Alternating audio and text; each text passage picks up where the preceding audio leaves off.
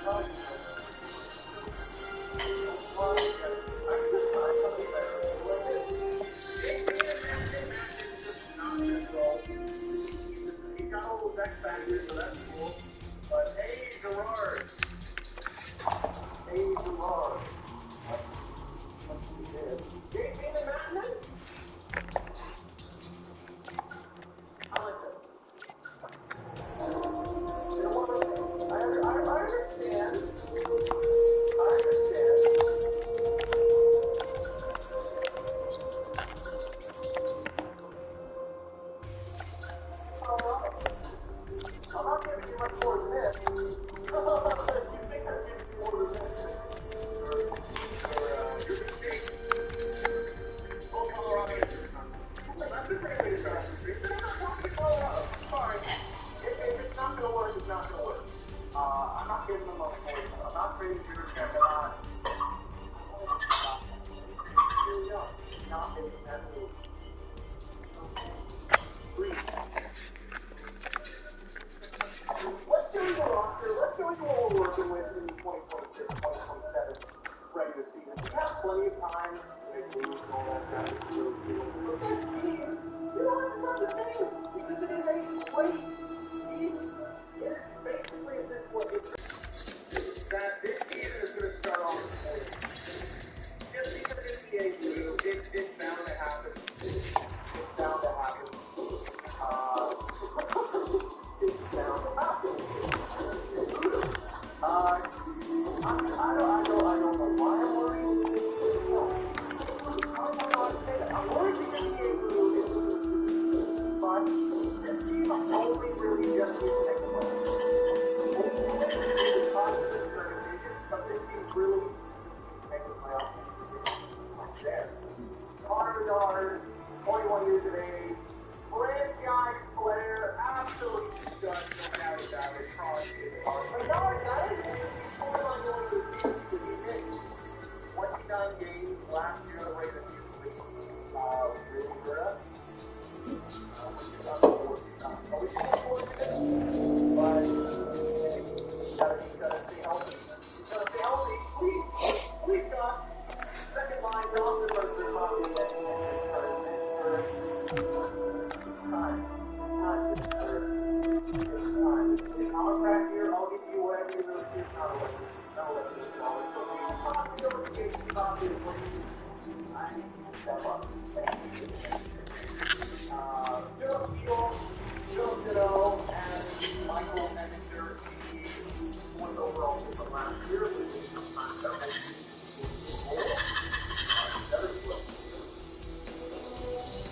best line here and there, Zorella, and Rosa. That's a 3-4.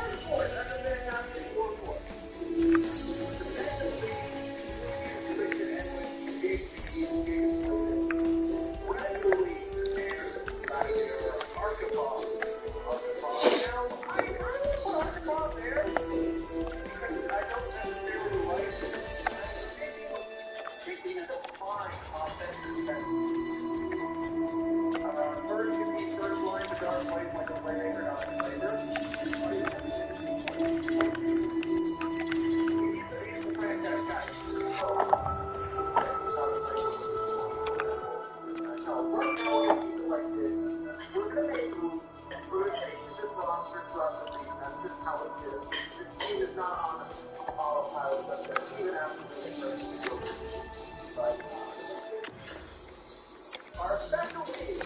play, and that's the second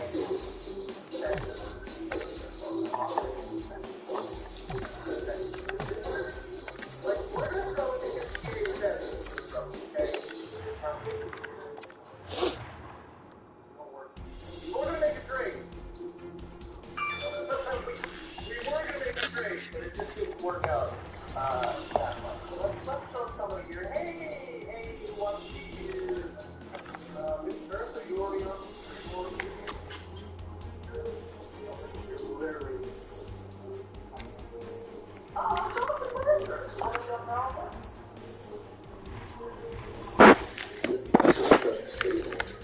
It's the poet's storm, fight and all people told through stories and secrets. It's where fans and favorites are born and traditions come full circle.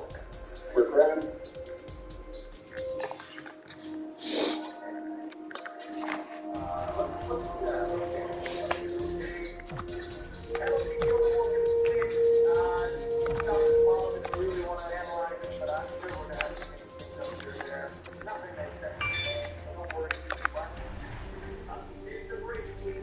Honestly, at this point, we're just Michael Manning. Our goaltenders this year, Alexei Markov and Cristiano Gianta. He's here. He's the backup officially on this team, but we do have that third string goalie who will be contending for a backup position all season long in the AHL.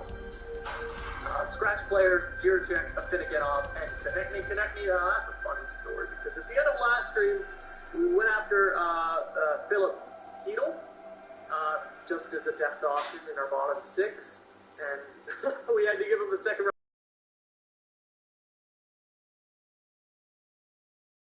Signed him accidentally.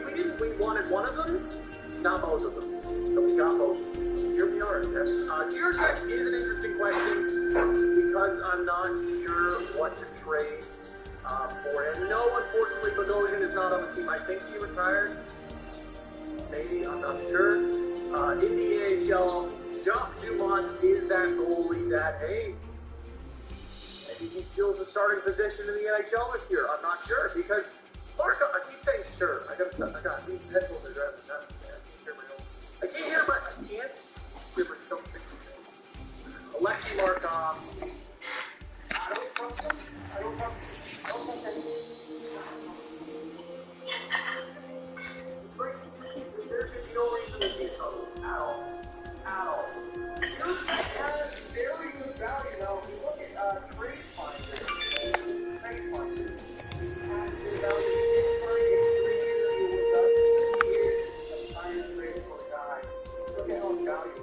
He could really go out there and hit and JP together. There were a couple of defensemen. There were a couple of defensemen out there where I'm like, well, it's not Jiricek. I wouldn't want to see Jiricek. A couple other guys out there. We can get players here. It'll go down when we turn 26. Okay? We'll keep that in mind.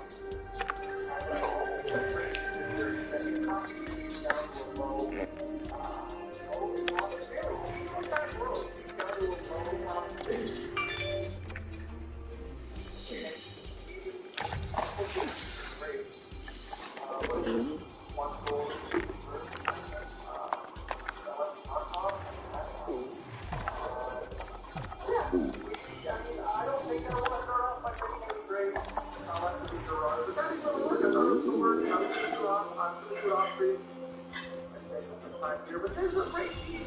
This is a great team. I don't know how it works. I don't know how it works on that. I might have to make moves because we'll start off slowly.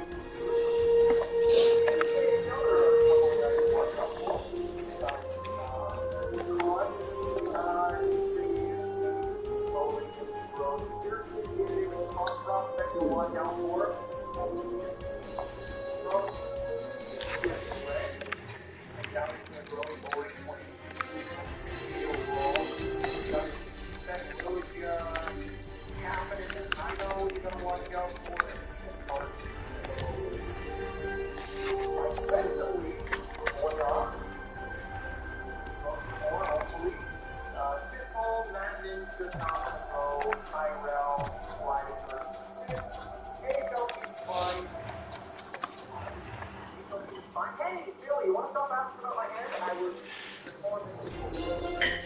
Really want to ask you, if I ask that question 6 times in chat, what do you think you're getting? What? Don't ask me 3 more times, you know? But let's get ready to get it underway. Let's get it underway. Let's freaking go. Let's go. I'm excited. Game 1 against Carolina, right? Well, I don't feel it something. I don't feel it something. I don't feel it. I don't trust it. Not the first game. Not the first game. No, that's just bad voodoo. No, everything else. Oh, no, it's cool, pretty good. Those are my kids have options. I don't know why. Like, I feel like something horrific's gonna happen. And I don't want to see that back into us. It's already here. It's already behind. Yay! First game of the year against the Carolina Hurricanes.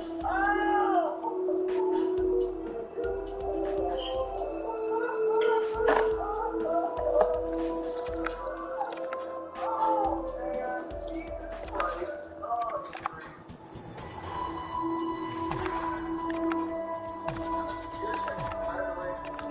Carolina, 4-1 win to start things off. Losing those years immediately hurts my brain.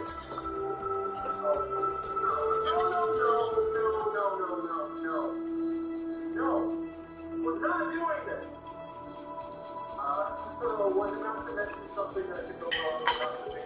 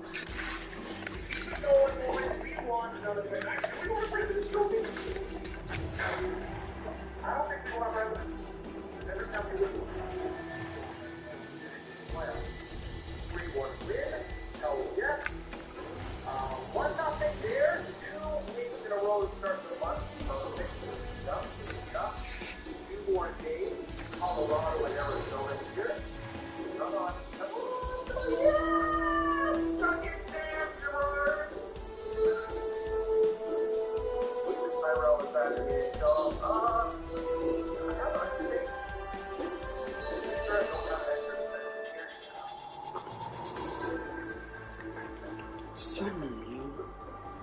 Sorry about that. Who's Arizona? Perfect. Okay, that's 4 weeks to start the month. If you put 110 points with 65 and 100. Yeah, isn't it? I don't know. This year it's harder to get players over 100. I feel like NHL 20 was the best for like the most satisfying way to put the team together. Is that just me? NHL 20 was the best. John Dumont has been hurt in the NHL, so 11-2-1 to start the year. That's our first loss end of October. Don't lose 2 in a row. Markov, don't do it. Don't do it. 6-5 overtime win. I appreciate it. 12-3-1.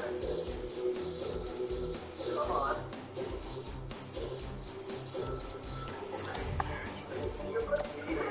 But I want the playoffs to be better. Honestly,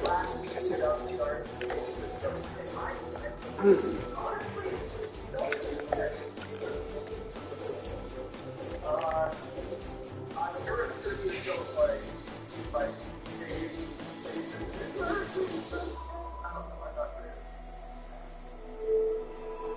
6-0 shutout. Yeah, baby. That's what I'm talking about. Oh, it's definitely a trap. It's going to be like,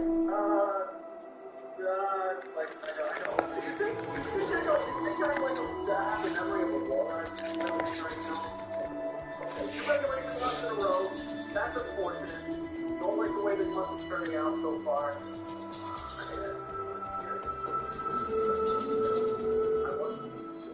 should be automatic. Sidney Crosby has something. We're 35-1. Still like game in hand. Find a dandy, baby. Find a dandy, baby.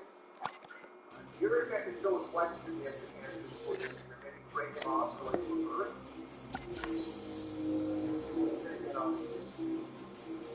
Injuries, I'm expecting them. We will check the stats here, Mark off. Third defense that I can get traded. And I go, our goal. Bianca! Bianca! Baby, guess what time it is? Bianca time! And if you want, hey, go win this. And file up. Because let me get the playoffs, you need off. That's the only way to win. 3 goals. Florida and Philadelphia. I just like the sun. Lost 3 in a row.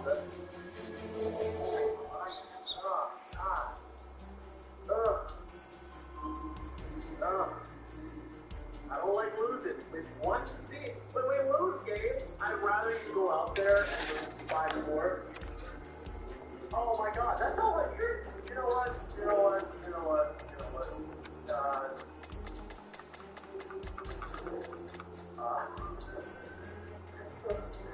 My annoyance level is very low today. Okay?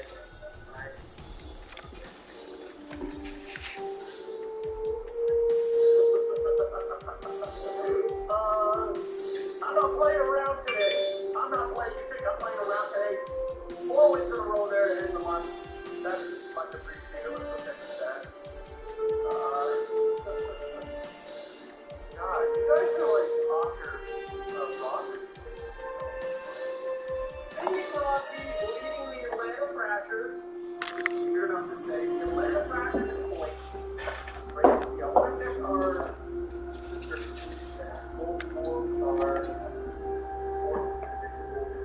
are second, okay, not bad. Power play, we are one of fifth. We are second best. Penalty kill, we are fourth, but that's 6%, but that's 85% okay. How are we? Wait, okay? We're getting a whole thing.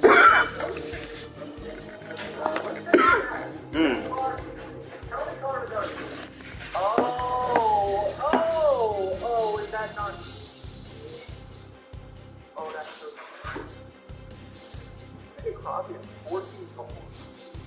Connor Bedard, 34 points for both of them. That's so good. Bedard, below a point per game. Bedard, that's not good enough, buddy. Bedard, sorry.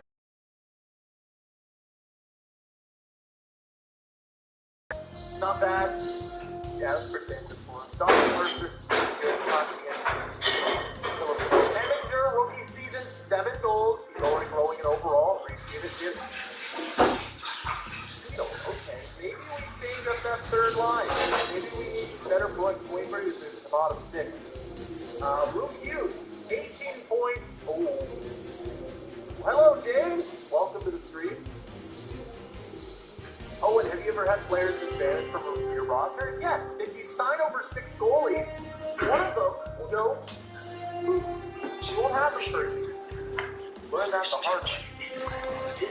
13, 11 for England, slated for 11. After that, goalies. Oh, Gianca. It's EMC though, because now he's an 81. Now he's like not special. I don't know. Hopefully some years just before. Here we are in December after a couple game win streak right now. So,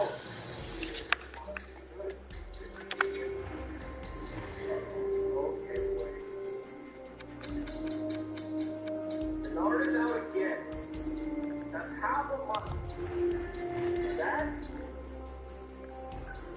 it's a bruise. Are you telling me if a National Hockey League player is out for 14 days because of a bruised arm? What? You better have cancer if you're going to be out that long, Menard. What is it?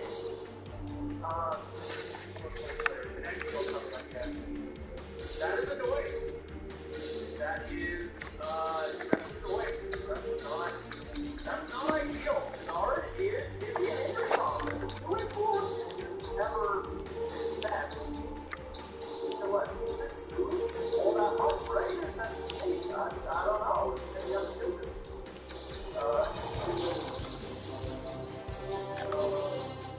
Owen wants money.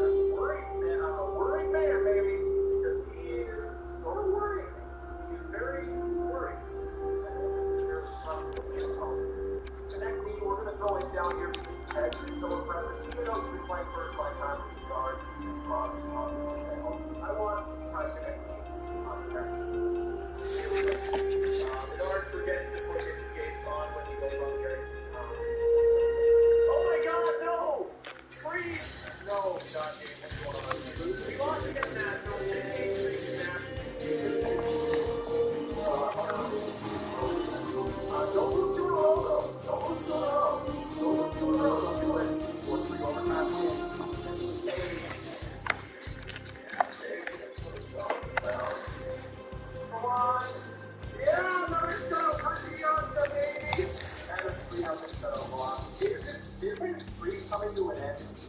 We've been at for a while now, gone for $38. Hey, no it's not! No, it's not over just yet! Well, let's go! 26-8, what are we going to be in the end of December? Oh, you knew it!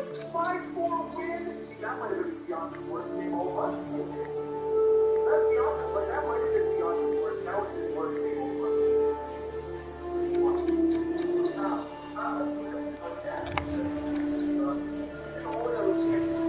One round? I gotta call him. You know what?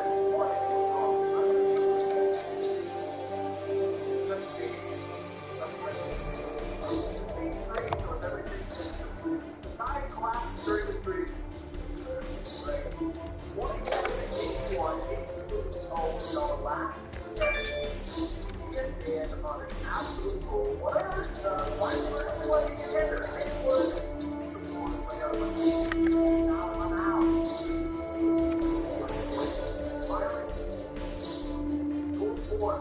Goal four. Guys, I'm a little worried about goal four. What screwed us the most even last year?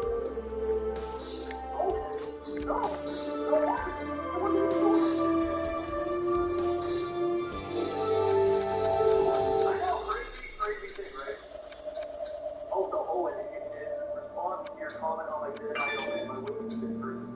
So good. I keep watching it like, how are they this not? Goal scoring, 120 and 30 isn't bad. Goals against power play is a little bit, but it's still second. That's why 88%. That's a good. Penalty kill. What are the stats? But first, I want to look at the team.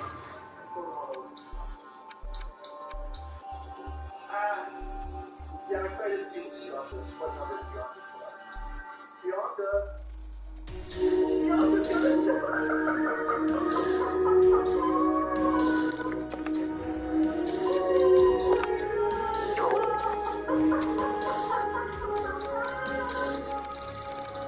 Oh, 9-20. 10 goals against 14-3-0. That's absurd. 25 points on. That's worth it. It's only a 16 for Jacob Slayman, Brady 27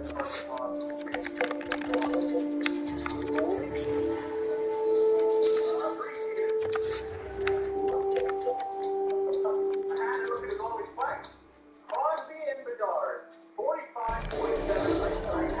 I had a feeling they were both going to struggle here. Because I know Connor Bedard would have struggled in the franchise mode, but I thought the player was.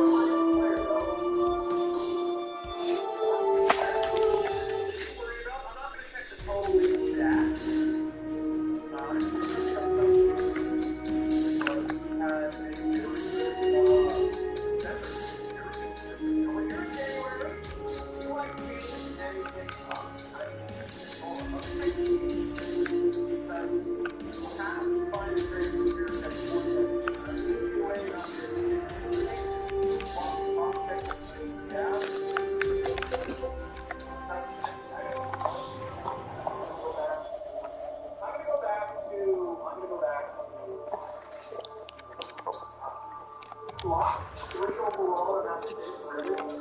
We weren't even out of line for that long. More than a month there. Just for a little bit. What do you think about Seattle team so far? Well, they went very similar to last week.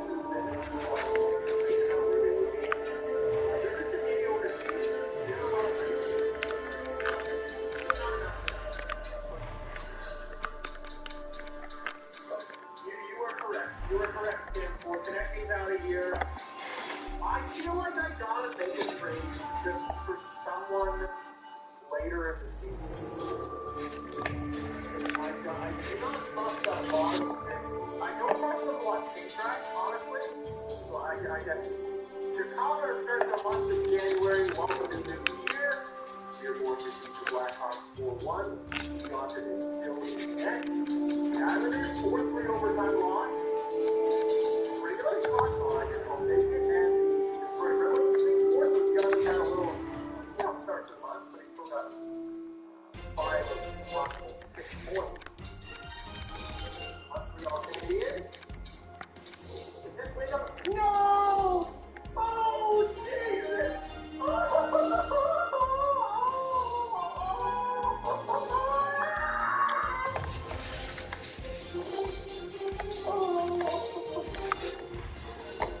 Okay, let's take an NHL shot. We honor the MVP of the season.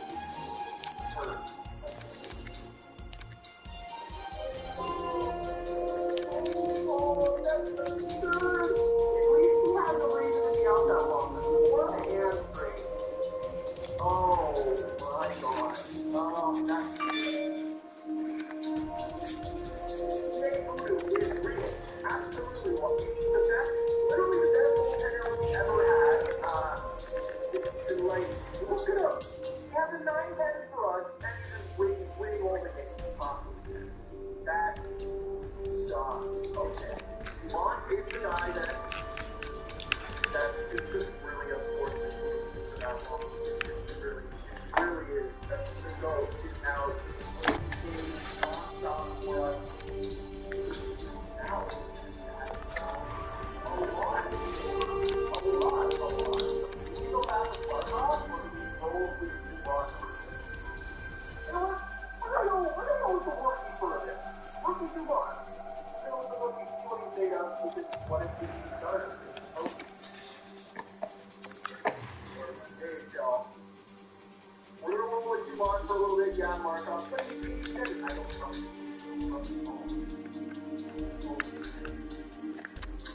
I knew something bad was going to happen. He played so well.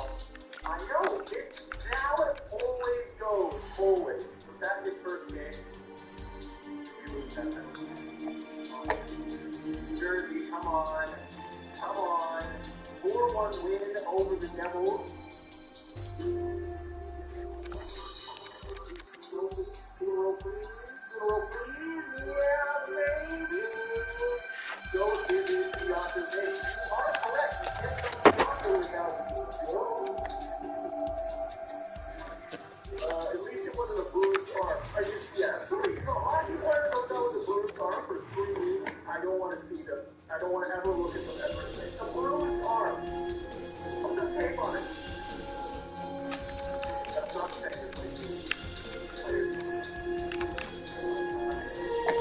Bruised arm, you better have to walk it off.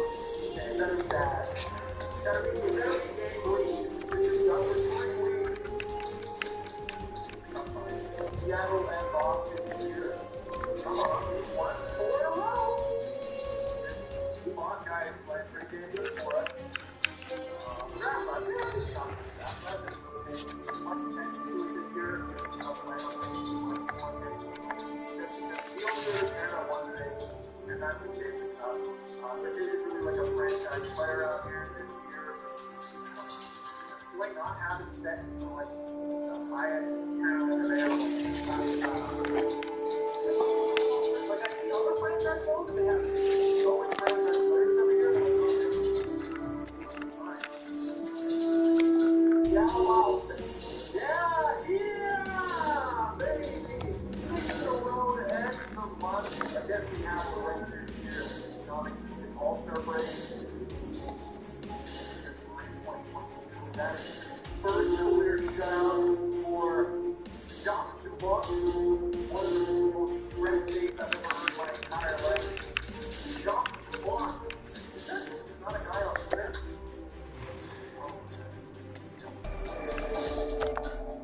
Ellen and the lunch, and then it's 31 there. And then it's 4-3 loss to K for the lunch box.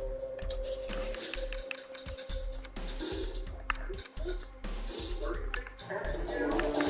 First, and I don't think that's a point.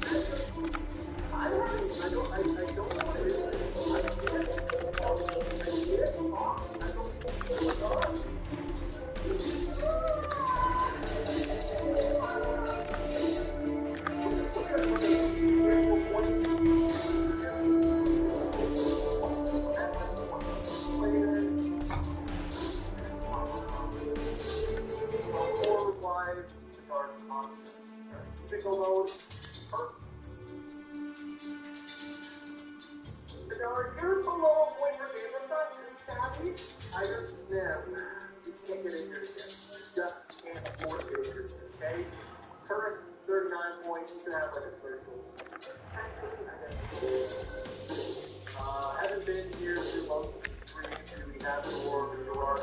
Well, you missed it at the beginning of the stream. I tried trading for Colorado. But I did listen to you. Just very confident, 37 to 25, and 24. Yeah, I need to add to my bottom six. We need to get an absolute bottom six. We have the assets to do it. We have the athletes. Not to get that.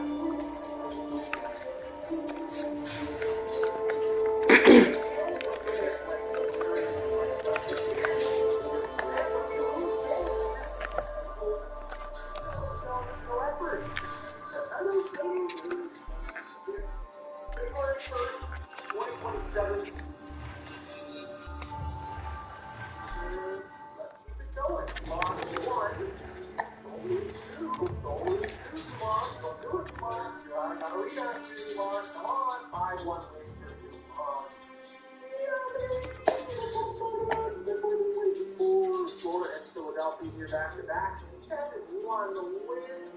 Yeah. Philadelphia almost to that. It's fine to do it. It has to be Philadelphia. One win shy of 40. One win shy of 40. Don't do it in a row now. That's 3-0 down. 40 wins. 3 weeks before the deadline. Wow. And today we're almost on autopilot.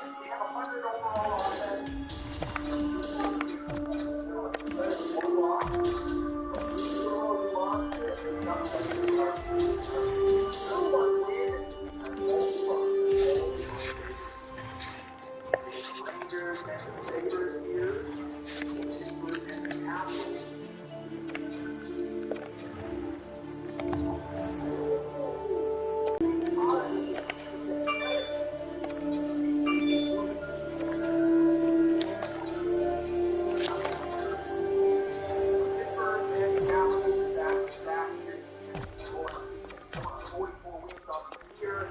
Bruce Penguins. Okay. Bernard, you stupid bastard! Oh, are you telling me a mild concussion? You felt less size than a Bernard.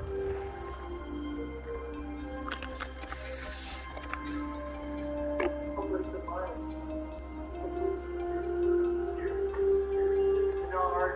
Okay, Bernard. That is, he's been injured 5 times in the last.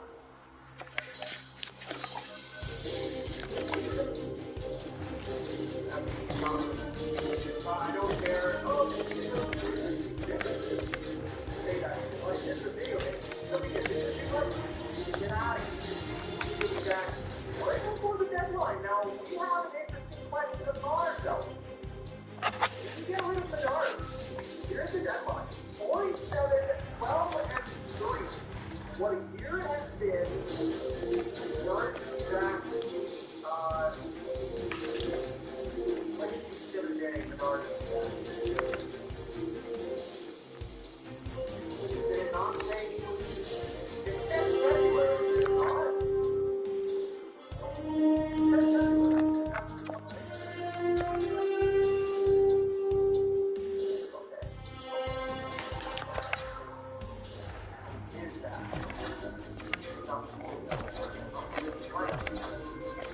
Okay, Bernard, that is definitely a problem.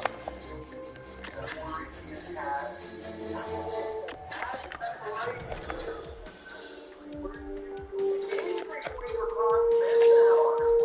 What is Bernard? 11.5, that's still a threat. Bernard, 5. If there's a crazy start to the deadline, yes.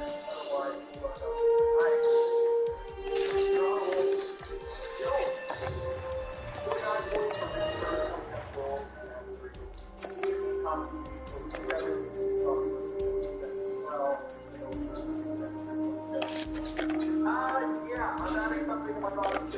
I don't necessarily want to go into the deadline because we're just going to have to come out I will do. I'll check around the league, see if there's anything out there.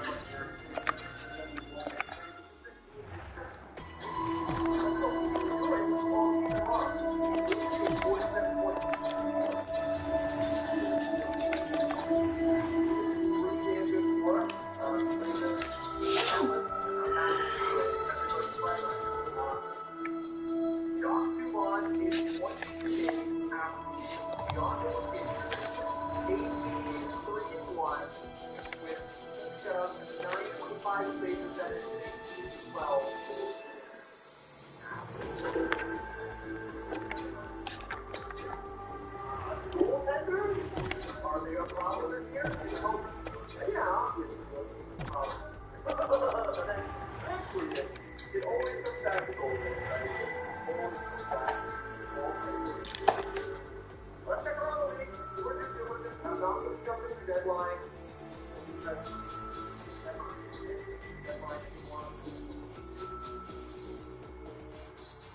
Okay, something here in the box.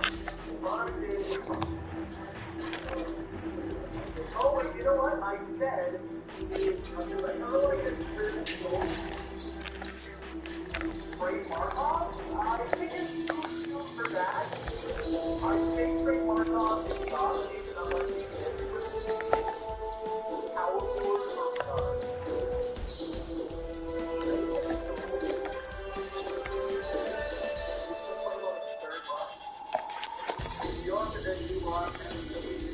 I have to agree probably have a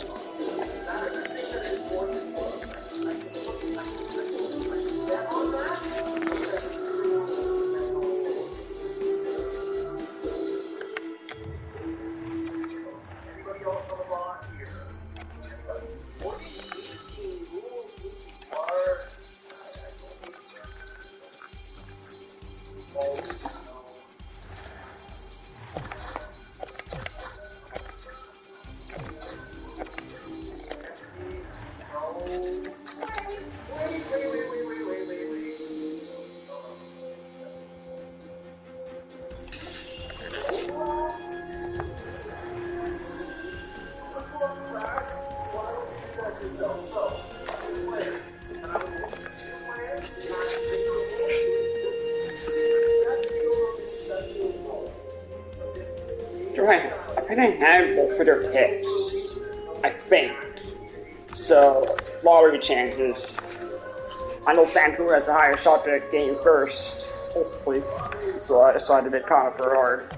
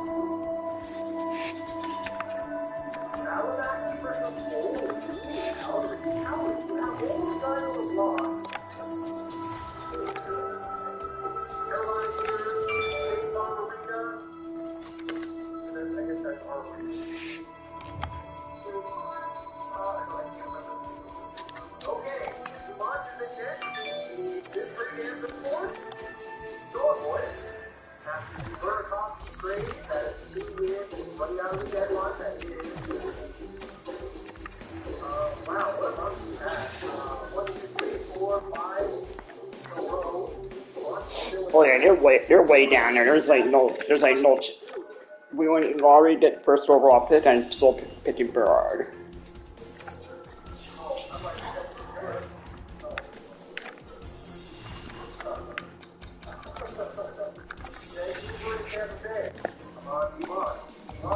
Another win, only 66 years playing in the NHL. But yeah, so we're 1 or 2 wins away. I would San Jose Sharks, 52 on the way, maybe like damn Lineker.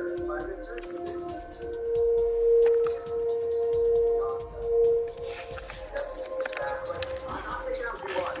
Way too good for us. What I will do, I'll keep them up there. You guys can obviously stay up there for us.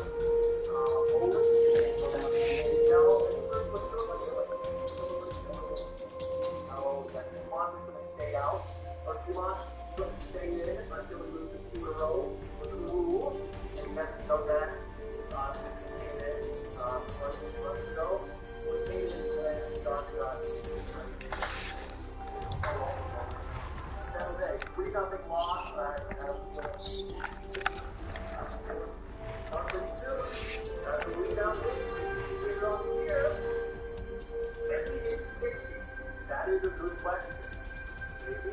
Oh, I think we can. Maybe. But usually, every time the team, they hit a slump at the end of the season. Which always sucks. Not that you know. Thank you. Like as your neighbor, appreciate that. 2 losses in a row, not just regulation losses. I know you're saying, y'all.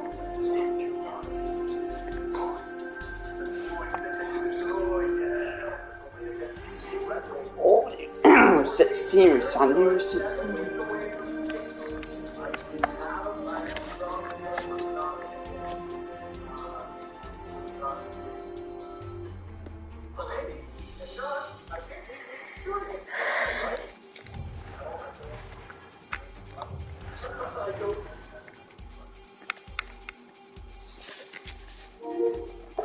Oh yeah, we'll do the playoffs.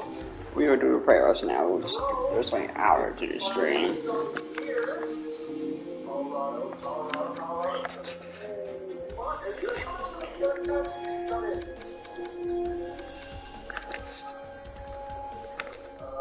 Oh, fuck me in the asshole. 99 over.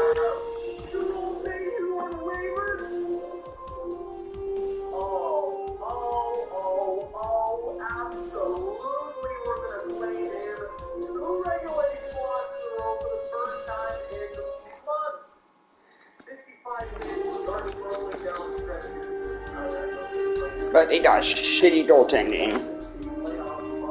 Oh, wow. Barry and Johnson are both injured.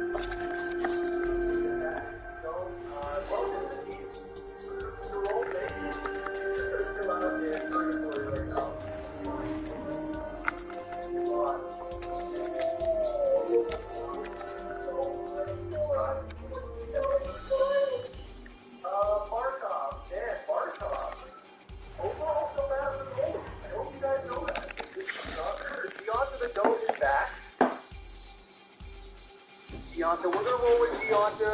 Oh, you know what? We know what Gianta is. I have to give it to Markov. Because we got to know what he's made of before the postseason. So I'll give it to Markov. It's the first time he's been in net since the first month back. I'm sure Georgia would appreciate having Dumont back as well. Let's see the NHL squad. Would they? 48 wins, 18 and 9. I'm going to keep Dumont here. I'm keeping Dumont in the NHL for a bit. At least until we get to the postseason, and then from there we can really figure out what we want to do. Dumont has been way too good to warrant going back to the NHL. St. Louis. Markov's first game since November. That's 2 wins in a row for him, and here we are, 3 wins away from 60. Let Dumont play a role in the AHL, that way he stays hot. That's fair. I guess I could chuck him back down there.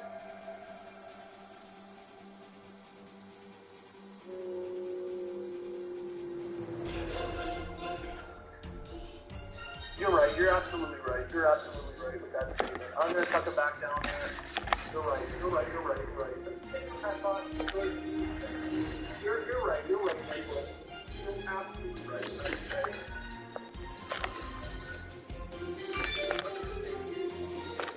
Back to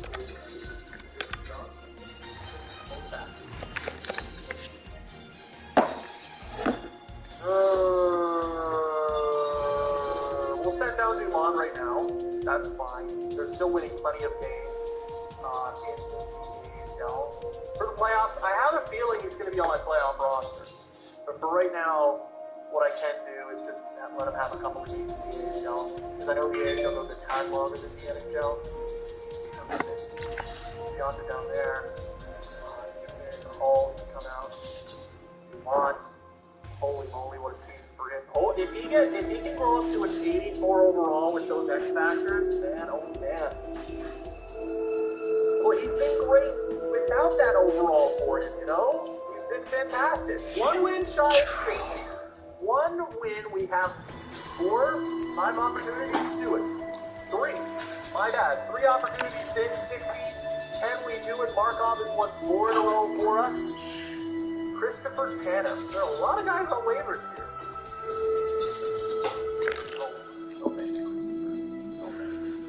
Win 60. Come on, boys.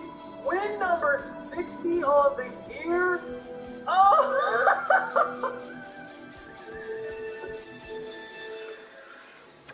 Oh, I knew I should have been too much. That's a joke, right? That's a joke, right? Markov is done. Oh, welcome back to the NHL, Dumont. These days, bridges are making their water expensive. No technology. The Home Depot carries a wide assortment of all the top brands and the latest innovations, always at the best price, guaranteed. The Home Depot. Let tourists get more done. What is renewable natural gas and how is it made? Organic waste Taser's back. Nice. carbon dioxide and methane. We collect these gases, clean them, and add the purified carbon-neutral renewable natural gas to our existing gas system. So it's easy for you to sign up and start using it with your current gas appliances in your home or business. That's energy at work. That's a load of bull. That's so dumb. That's ridiculous.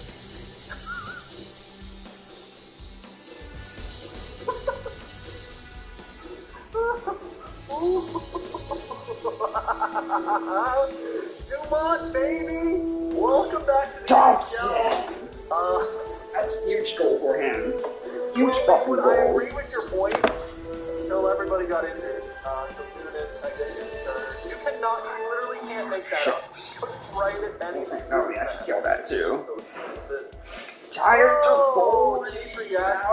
Oh, Jesse Martin. A lot of guys on waivers, more than usual. Loss against the Calgary Flames, and the last game of the year, win 61 potentially. The Florida Panthers, what is it going to be? It is going to be a 3-2 win in Game 82 of the season, and the Thrashers win back-to-back President's Trophy, one of the best seasons in NHL history. Sid the Kid, 101 points. Let's go check the stats, baby. Let's go check the stats. Muted? Not muted. Dumont. What? Brander Tarasenko. Take Deonta, then Deonta got hurt.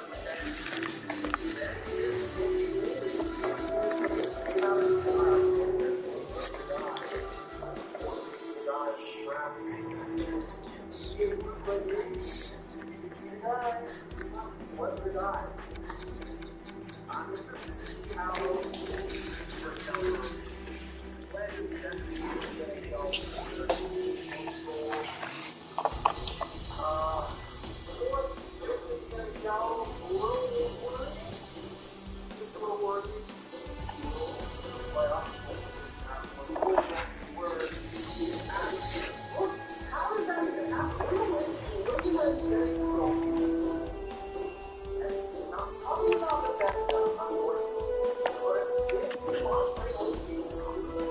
Oh, fuck.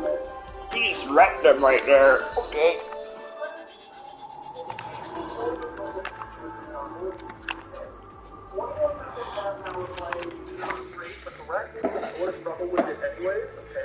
Now we kill off that power play. Oh, not yet. Oh, now we do. What a season for the Dragons. Okay, how do the point totals break down? Sidney Crosby, 101 points in 39 years of age. First 100-point season since 2019? 2019. That is a tremendous season for Crosby. Connor Bedard, 86 points for him. It's hard to get a whole line over that, like 100-point plateau, just because in NHL 42 it is just harder to get guys. We killed it I all. have my Sim scoring engine on medium, so that's probably a reason. But I have it on high sometimes, and people still struggle with Coming here again. Makes it 2-0. Best scratch this season ever, absolutely. 86 points for Connor Bedard, 76 for Menard. Hopkins, though. 30 goals for Menard. Okay, so injured only missing. There's Samuel gets the hat trick. Which isn't bad, all things considered. 76 points, second best goal scorer. Oh, but McLeod ties it. That's second best season ever. But Jesse Martin scores the game winner, hopefully. No one does not. Connor fucking gave it. But he proves me wrong there. Vince Turris, 65 points, 35 goals. He does have a better overall season. He's made more of a playmaker, but he still scored all the goals. Just very Takaniemi, the captain of this team. Still on the line, he drops to a low top 10 goals. Who's walking away with the W tonight? Overtime should give us an answer, and they're ready to drop the puck. Overtime has begun, Ray. I know you love these moments. Cosby, I'm interested to see how it gets for us.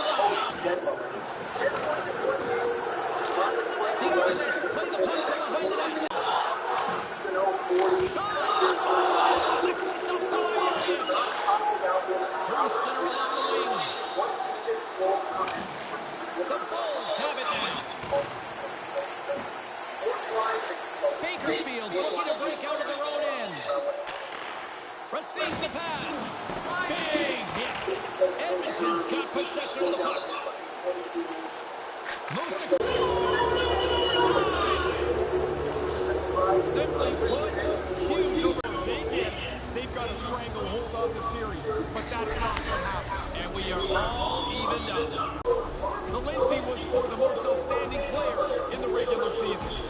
And that's all she wrote on this one for Ray Ferraro. My name is James.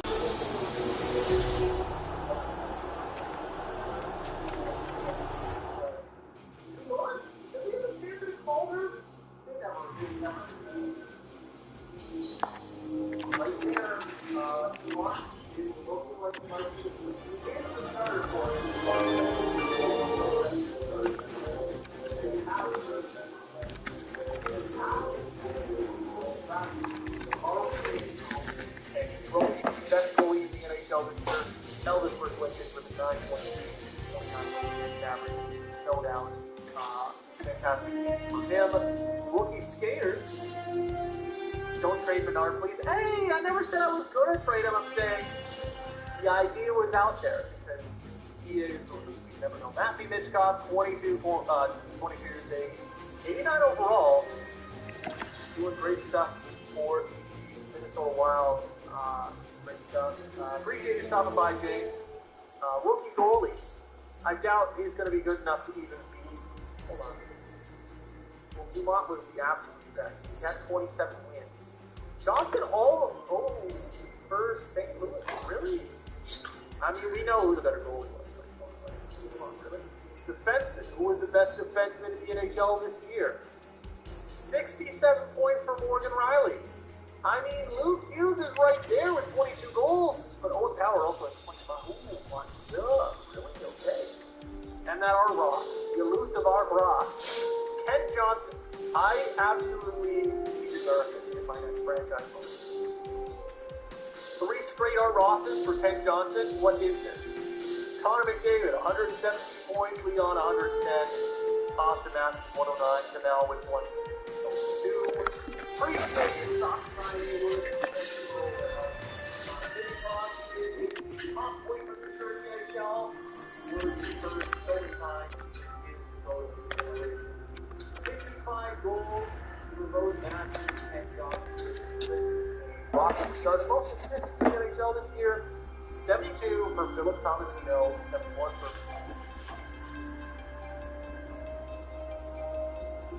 Patrick Kane. Patrick Laine. Why did I say Patrick Kane? Patrick Laine had 71 assists? Excuse me? Since when does he do that? That's good. Okay. Well, the Atlanta Thrashers have a fantastic President's Trophy 2 years in a row, and our first round opponents in the 2027 Stanley Cup playoffs will be, for the third straight season, the New York Rangers. That's gonna suck. Thank you guys so much for watching. If you've enjoyed this one, please leave a like, leave a comment, share this with people you think they do the sort of thing. I'll see you back in year 6, 5, 6, 7. Stanley Cup playoffs. Ciao.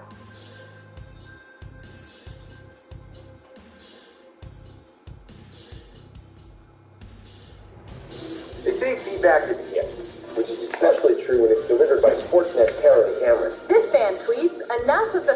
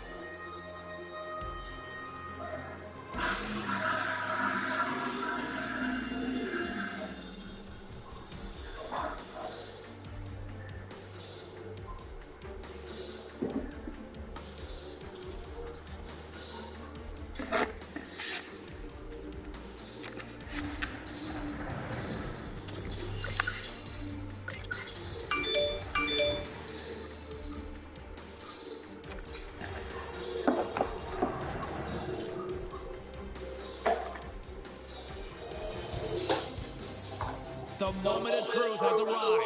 Overtime. How does he want when you can't find your keys? Will we get a winner here in overtime as we are underway? Scooped along the wall by Sandin. Cuts into the paint. And now it's grabbed by Terrence Fizzle. Takes the shot. Wow. It is a and look at this here. All about 3 games apiece. And what does that mean, Razor? I guess it makes it up a game, James. You wanted me to say game 7 and Captain Obvious. Yeah, because, everybody can count. If you're tied at 3-3, now you get the game.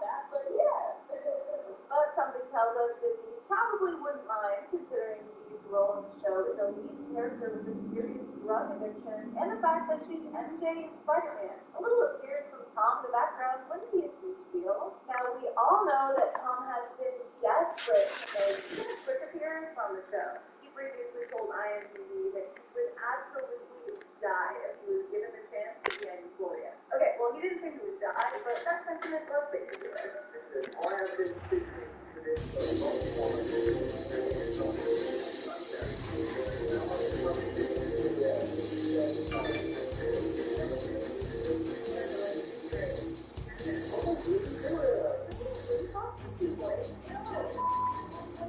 So visiting the Euphoria set 30 times is a little excessive, but once you make the argument, Tom was just enough to support the However, I think it's safe to say that we're all hoping that just one visit out of those 30 times that we can operate Euphoria. On Monday, we talked about the process this time. Just so that we can Euphoria staff now about the episode and the second season. We're just super excited to hold us down for that really process. Well, the photo wasn't super clear, but many fans were convinced that the shadowy figure behind the scene was none other than her boyfriend and Spider-Man co-star, Tom Holland. So it looks like it could happen sooner rather than later. For more on Euphoria, Tom, and Zendaya content, click right over here for another cover news video. Then hit us the comments and let us know why you think Tom should or shouldn't be a strong actor. Make an appearance on Euphoria. For now, I'm your host, Carly Henderson.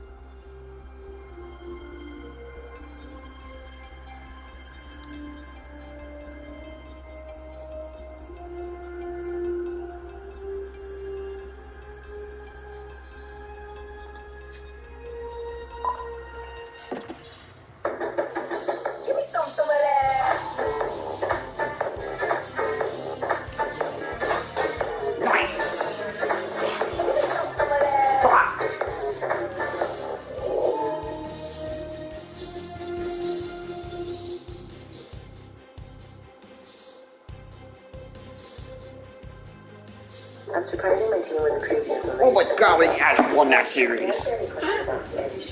But I'm stunned.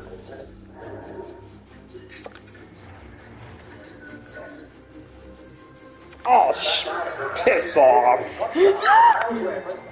will square off against young Jimmy Scudder. From Nashville. That might not be the guy that they feel like will be a future star. But that's already a lot of valuable experience. That makes up by Alex Tucker. Foundation. Starting to settle in his game going, but nice addition to that line. He's for himself up here. What is it from the Buffalo? It's submitted by Charles. On guessing. And it rolls into the air off the Terra. A great bounce on the shot from the point. And then it was tipped back into the net. It looked like Mark Jankowski got a piece of it. You'll see right here, it turned over luck. Back right back to the net and watch. Jennings tries to clear it to the corner, but Starles is so far out. And it hits his pad. Watch right here. It just deflects in there. He's trying to go to the corner. It's going to the corner. But unfortunately, they can buy guilty. Now first step. Reverse course. Back to the captain. Down to the net. Take the rebound. Terrence Hample's back in time too. It was just a few days. All over the place here. There's a nice little opportunity. Skinner flies it. Stop by Charles. Bounces on the rebound. The guys at Parker Break and Upper Auto Center have the advanced equipment and knowledge.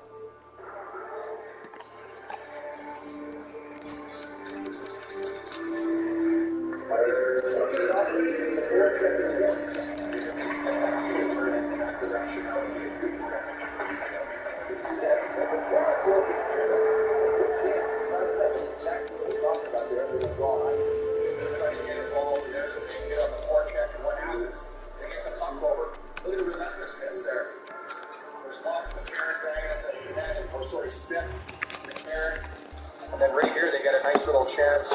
Mendocino comes in for some.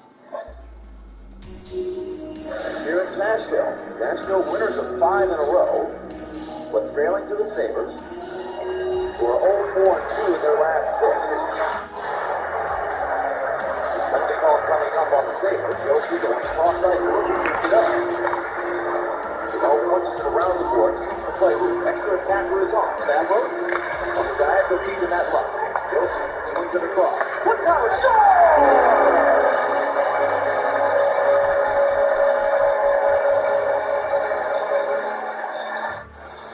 Hold everything. The play is under review for offside at the blue line. Buffalo making a challenge. Are wrong. They go on the penalty kill right here. Oh, man, that looks offside to me. You know how it goes. Well, yeah. Let's see. Look at the top. After video review, the play was offside. No goal.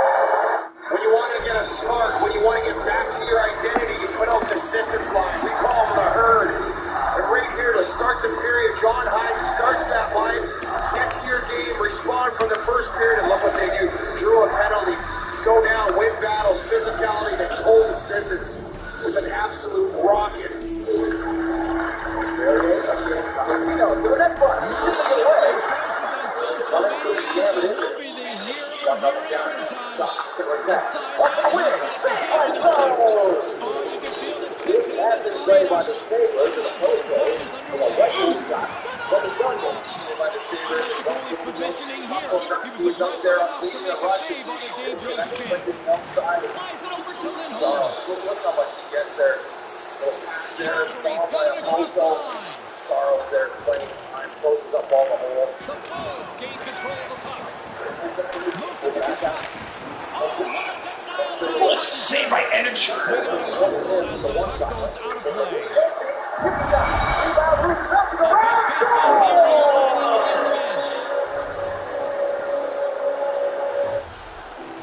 Lindholm's won the draw. And now there's the highlight reels, but not much stop.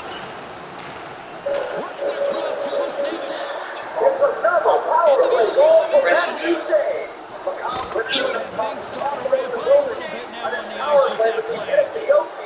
He's on the point. There's a one-timer there. But Matthew Shea is one of the net points. Coming to the net front. The battle. Bakersfield Get on the possession. attack.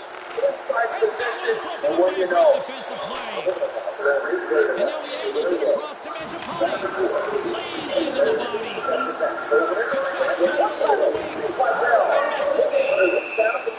Archer's on top of the But they're puck. going now against the net. Graham's looking in front of him. Matthew Shea kind of likes that area now. 7th goal of the season moments ago. He gets a deflection on that. That was a big play. He wins the draw behind the defensive zone. Sets up shot again. Nice zone entry on the left side. And he takes a shot. And he comes up with it. Stop by the goaltender. Rebound scores. Still in the right place at the right He's time. in position again. Power play goal gives the Sabres. That's Shoots his it. run. And that shot goes As they nowhere get it up as to the line was the filled. left side there. Look at all the time he has up there. Here's the Oh, no, chance. he did. Markstrom's going to hang on to the puck for a whistle. Second goal, I don't know who that goes off of, but Skinner goes to the front of the net. He's done all day. This goes off. I think it hits Skinner himself. Goes to the front of the net, gets it on the forehand. Yeah. Series won it off the faceoff. Strong use of the body. Takes the feed on the point. Takes the pass. She looks around, finds a little blind spot right in between the penalty kill. All Flames four grab right in the possession middle. of the puck. Taken along the wall by Hannafin. And he slides it quickly to Dubé. On the power play. Down with a stick. And he comes up with a huge save. Cousin to the net. That was blocked. It was on the net. Still loose. Charles looking for it. Starting at it. And he's back on his backside. Now he gets the whistle. Just bail this out again. Bakersfield's won the Right here because faceoff it deep goes in the off end. of Coleman and carrying that Here's a loose. short pass to Dobson. And then both assistants comes down and helps out back door. And Skinner's trying to jab it in. Here we go. This will be a dissident. This is another look at Sissons. Sissons disrupts the speed. Easy save. Quick pass to Taves. Takes the feed. Takes a shot. One jam in front. That's broken up. Moves the puck over the middle. Save here in overtime. Bakersfield's at the line. Balls on the play. That was a bad shot. Into the offensive zone. For the win. Ew. There's the whistle as the puck stopper likes to hang on. And here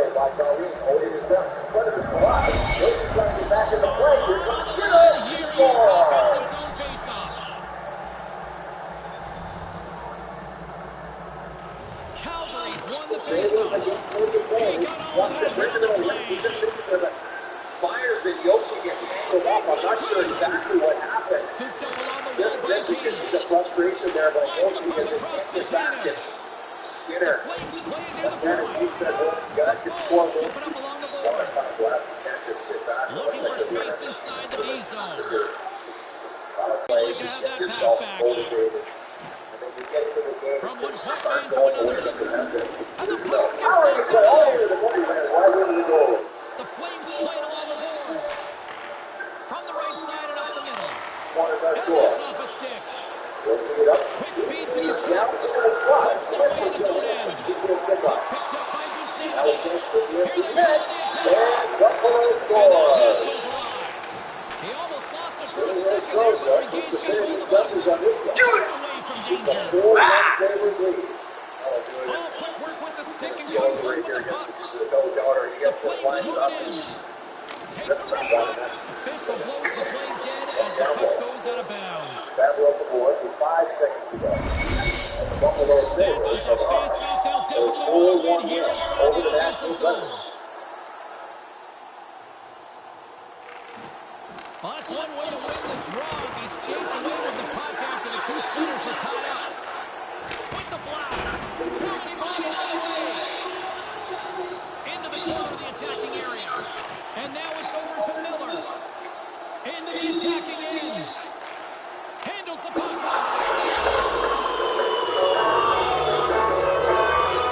Jesse Martin. It's shutout. Now it's changed the series round, the win and the series lead. Puts them in a great position here. They needed to have that. Of course they do. You're in overtime. It's so sudden when the goal goes into the net. And that's what really Travis set Trippy for. and the open face on Final game of the 17 post damage. 4-2-0 so far. That's one drop. Brought to you by OC Auto. Underway between the Kings and the Bay. Got away from outside. Follow the number 5 down here. Jack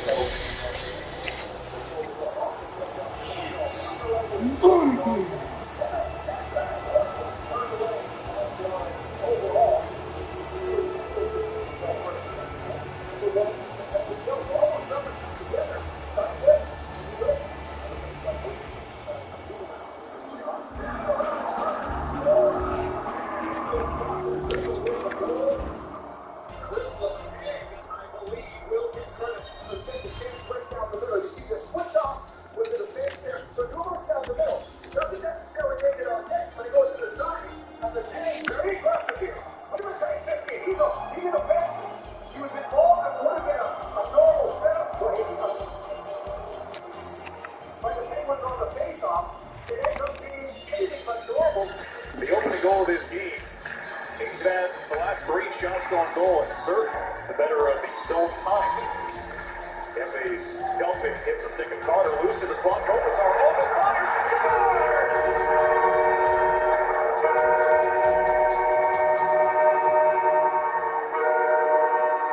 I think the shot by Kopitar is actually deflected before it goes in, maybe off a Penguin. But here's the Kings just keeping pucks alive. Penguins think they have it. They don't. There's a bunch up together. Then all of a sudden, Kopitar says, I've got a loose puck here. But these loose pucks are not luck right now for these teams. These are forced errors by the LA Kings. Carter circles the net, tracked by Bjorkman. Good foot speed for the both of them. Letang a shot. Looking to the back door. Quick to the piece. Carter on that pass. Rebound saved as well. That's not broken. Carter out in front. Covered up by Wade for a face-off.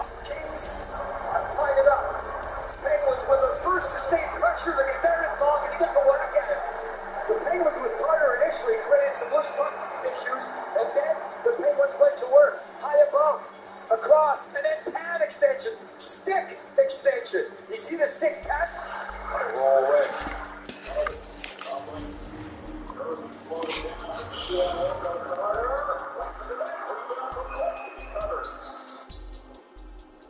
High cycle here. Here's Letang. All flying breaks.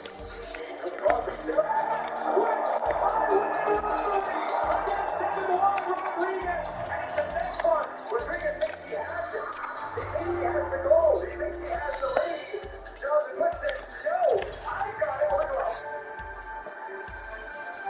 Wow, picks it up. It owes to Jersey.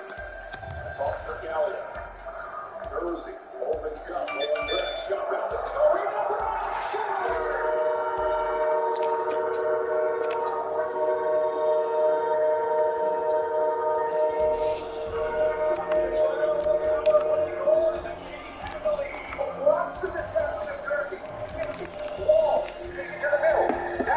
Watch this when he gets it back.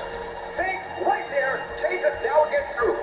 His number one objective is to get it by that first man. And because of that fake, you get the bite. Give Dustin Brown credit here. He gets it on his backhand. Watch it. Backhand, pull it around and under. Malkin. Rip sitting outside. Shot by Kavanaugh. Stop by Quick. Big rebound. And Quick makes the save. Hopping on top of the loose puck. Hard pass. Bounces away from Luger. Luger walks together with Jersey on the goal line. Let's try to set something up here. Luger to the front. They score.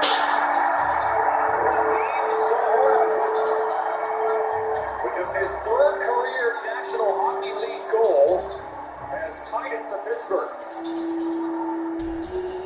Dump in simple, right?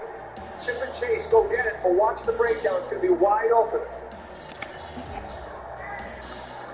Puck kept in. It's a high slot situation.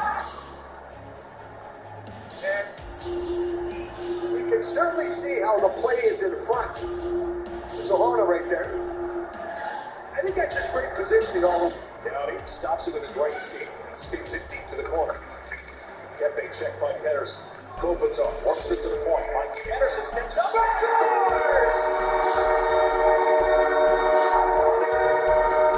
First goal of the season for Mikey Anderson. And the Kings have the lead once again. Now it moves around. It looks like it just beats it cleanly, right? I don't see a screen. But one thing Mikey did there, he had his head up all the way, and he really didn't stop it. He receives, head up, shoots. It's not a one-timer, but it's quick enough that's what happens. The referee keeps going over and discuss things with him. It's on the board, keep pace for the shoot. First shot of the Kings this period. Trevor Moore up against Moore across the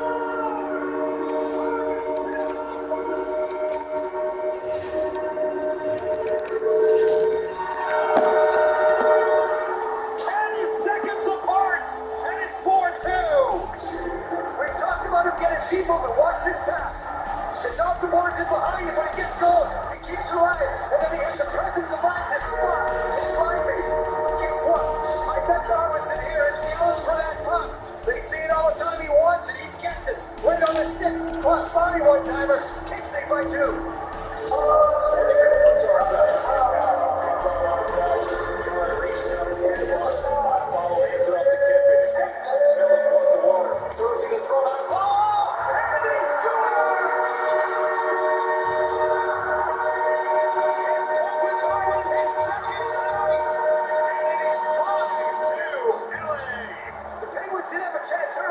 Yes, it goes deep. Jari can't control it. Kings first in on it.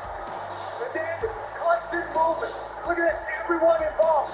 And we saw it once earlier tonight. They're going to see it again. Watch the reception, backhand, forehand. With all the X's and O's and positioning and spacing we can talk about, there has been some skilled plays tonight. Francis one. Way back boards for Carter. Kepe got it. Lost it. Capital shot is by Quick. Flashing the leather with his save. 5-2 LA in the closing stages of that one. So the Kings will get a little bit of separation against San Jose in the division.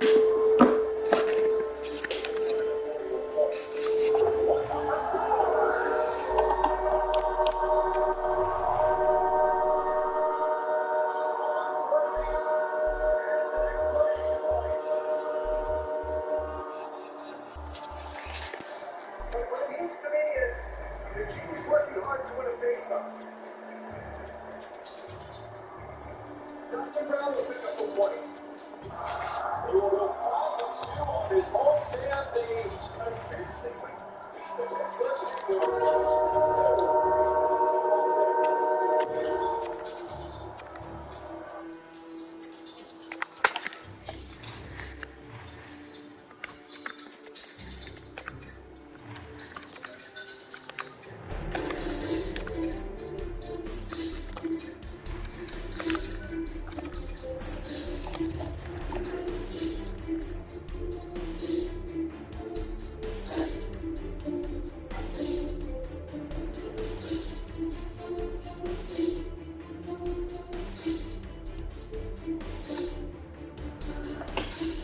I'm the curiosity. What's inside? World create. Will a big banner attract more customers? Can you create great marketing with a whole new staples? Welcome everyone, my name's Sylvan, and this is my attempt to beat a hardcore Nuzlocke of Pokemon Black with only water-type Pokemon. The full rule set for this run is listed down below, but put simply, only the first water-type encounter in each route or area can be caught. If a Pokemon faints, it must be permanently bossed. No items except held items in battle. Party Pokemon levels are limited to the next gym leader or Elite Force Ace. And finally, the battle mode must be put on set at all times. Now let's face it, the water type is the single most abundant type in the Pokemon franchise with over 140 distinct water type Pokemon in existence. Because of this, hardcore Nuzlocke with water Pokemon can be kind of crazy as you usually get a ton of encounters. However, I set out to find the game with the least amount of possible encounters, and as far as I can tell, it's Pokemon Black and White, which we'll be tackling today. Since these games only have the 156 Gen 5 Unova region Pokemon within them, the fully evolved water types on screen are all that exist. Of course, due to our no legendaries or mythicals rule, Keldeo is unobtainable, but everything else will be fair game. Now, I can't possibly teach what it takes to be an ultra pro, invincible, MLG, hardcore Nuzlocker who's never lost a single Pokemon like myself. But for learning everything else, there's today's sponsor, Skillshare. Skillshare is an online learning community with thousands of classes ranging from entrepreneurship to productivity to creative writing to graphic design and video editing, just about everything you can imagine to explore new skills and use your passion. As a YouTube creator, for example, I've benefited from several classes, including one by Nathaniel Crew called Creativity Unleashed, which in just over an hour revolutionized my perspective when it comes to content creation on any platform and establishing my own creative space in the Pokemon community. No matter if you're just starting out or if you have some experience already, if you want to explore your passions on your own terms and your own schedule, and there is no better place. Skillshare is curated specifically for learning, meaning there are no ads whatsoever, and new free classes are being released all the time by actual hands-on experts in their field. And the best news is that Skillshare has partnered with me to bring you guys a custom link with an extended free trial. The first 1,000 of my subscribers to click the link in the description will get a full 1-month free trial of Skillshare so you can start exploring your creativity today. I know we've got a lot of dedicated Silph Squad members who arrive at these videos early, so don't miss out and click that link below to start your journey. Thanks to Skillshare for sponsoring this video, and let's get into the run. With arguably the hardest water-type hardcore Nuzlocke challenge there is in the main series games, let's see how we fare. I love these runs where we can actually keep our starter. We're of course going to choose Oshawott, the deranged otter Pokemon. I think that's what the Pokedex calls it. Our deranged otter faces off against Bianca's demon pig and Sharon's... Alright, I know this thing becomes a snake, but what the hell is it right now? After we smash them into the ground, our bedroom is left looking like the aftermath of... You know what? Never mind. Professor Rowan allows us to nickname Oshawott shortly thereafter, and I decide on the name Soapy. If anyone can guess this reference, you have at least 300 IQ points. Soapy has a serious nature, which is neutral, and honestly, for a future Samurott, I'm happy with that. We arrive in Strident City quite swiftly, and after beating Sharon again, we get some Oran berries, which will definitely be helpful in early game. I next decide to take on the treasure to secure the green yard for some extra training. After defeating one of the trainers, Soapy earns focus energy, which is a ton of candy. Wait a minute, is that youngster Joey? My boy, I haven't seen you in so long. Wait a minute, Joey, where's your Rattata? Where's Rattata, Joey? Come here. Where's Rattata? With that, it's time for the first gym, the Strident Gym, led by the three brothers. Now, this gym, not called for this gym, the trainers in it are easy enough, but when it comes to the leaders themselves, they of course send Silent after me. Now, Black and White were designed as kind of reboots to the series, so they were trying to teach players about type matchups, which is why they give you one of the elemental monkeys that's kind of the opposite type as your starter. But of course, we can't get that. We're stuck with Zoe against what is effectively a grass-type gym leader. Silent begins the battle with a level 12 Lillipup, and, well, I don't have much of a choice here, do I? Zoe, get out there. Now, I know if we're to have any hope, we need crits, so I use Focus Energy here, and he goes for Workup. I then use Water Gun, but no crit, and then he goes for Workup again. Another Water Gun gets the crit, though, and we take him down. Woo. We also level up here since we started the battle at high 14, which is allowed us to the rules. Now, if you couldn't tell by him having a Pan Sage with Vine Whip, this was not my first rodeo. I had to wipe the game 14 times until this battle here, which even beats our Drifloon Rourke White record from our last challenge. Stab Water Gun is not a good idea here since he resists it, so I'm going to go with Tackle, but I know that it doesn't do much, so I use Tail Whip to lower his defenses.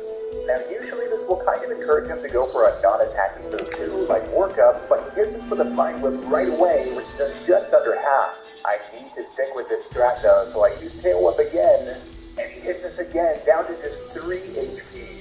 What is happening? This is not how it's supposed to go. I go for Tail Whip again, and this time he goes for Workup. It's time. Now I can go for a Tackle, and it gets the Focus Energy crit to take him down. Between needing a crit on Lillipup at just the right time so he gets the potion, and having to trigger his pancake isn't powering up, honestly, I don't want to talk about how terrible this was. Silent with just a level cap on Chihuahua, totally. Can I go home now? In the graveyard, Conquest on the throne, and oh, tail on that water. Somebody have a revive. Holy, that dude's a savage. He's off the day there started destroying a bunch of causes, and he was arrogant stuff. And while fulfilling our destiny, Sophie ends up evolving into a Chihuahua Endless Razor Shell with 75 power. Nice. Oh, hey, look, it's a slime. Wait, what? What am I? Spider-Man? Thank God our evolution happened what it did, because up next we have a battle against our rival Karen, who leads with, you guessed it, another grass type. Here I decide to immediately hit it with Razor Shell, which does about a third, but also gets the defense drop that I was hoping for. Another Razor Shell just barely doesn't KO after his growth, raises his half power, Pay fucking and jacks.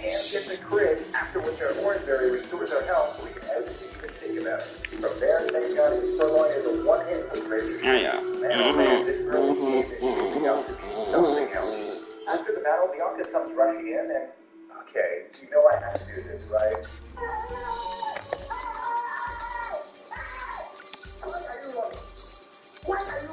In the game here is the PTM, which is super useful for items such as the light play from Wild Children. We arrive at Decree City shortly thereafter, where one of the girls in the houses generously gives us the Mystic Water item to raise the power of our water moves, which is fantastic. Now, obviously, we have no chance against the gym right now, but thankfully we can head west of Decree City, where we can finally get a new encounter at Temple. We catch one and nickname it Palpatine. Okay, the nickname makes no sense right now, but for its next evolution it will. And then for its last evolution it won't again. But Palpatine ends up having a modest nature, which is pretty darn awesome for its water typing at least. Its only special ground move that it learns aside from breathing is 55 power Mud Shot, but hey, I'll take it.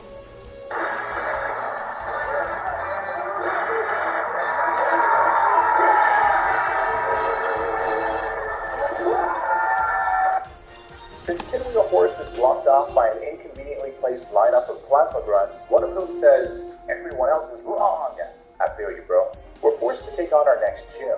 The Decree City Gym is an interesting one, specializing in the normal type. The traders aren't too bad, even though the first one nearly killed us with a crit down to 5 HP, and we make it to the second gym leader, Lenora. Since she leads with a Herdier with Intimidate, I'm forced to lead with Temple, which is a special attacker. Now, the one good thing about this matchup is that we do barely outspeed with a 64 base speed as opposed to Herdier's 60. So I decide to immediately hit it with Supersonic, and she hurts herself on the first turn. Then I hit her with Bubble Beam to just below half, and then she breaks through confusion and hits us with Takedown to just 18 HP. Then our Orangeberry helps us to above half, and now thankfully due to the recoil she got, we can now get the guaranteed KO with Bubble Beam. Now for the hard part, Watchog. Now Watchog has a move called Retaliate, which doubles in power if it's used the turn after its team member faints, so Tipfall would not survive. I'm forced to switch it to Duot, and she goes for 60% accuracy hypnosis instead and puts it to sleep. Yikes. She then hits us with Retaliate for a bit less than half, and we stay asleep. Another brings us to just 11 HP, but we wake up and hit it with Razor Shell, but it barely survives. That is rough. Knowing the likely potion and that she has kept both of our Pokemon, I realized our only hope. I swooped back into Palpatine while potions, then uses Retaliate. We survive on just 2 HP. Looks like my counts were just right. Then I hit it with Supersonic. Palpatine has nowhere near enough power, so I know our only choice is to switch back into Zoe, especially since Palpatine is more valuable in the long run. Sorry, Zoe. And she hits herself in confusion. Now all I need is one more confusion hit, please, and she dies, so we can take her out with one more Mystic Water Boosted Razor Shell. Holy. Right after that, in the interior of Pinnacle Forest, we encounter a double battle wherein both trainers have a Sawaddle, which has higher base defense than the Snorlax, by the way, and they both use the Razor Leaf with high critical hit ratio and literally escape alive. At this point, both of our Pokemon are level 21 or 22, and the next level cap is 23. With a long way to go, I calculated how many mandatory trainers we have before the Castelia Sea Gym, and there's just no way. We will pass the level cap no matter what, since we can't get the experience share yet. There is one solution though. Now, Pinwheel Forest is divided into 2 sections. The exterior, which is where we were before and caught Timpole, and the interior, which was blocked off previously.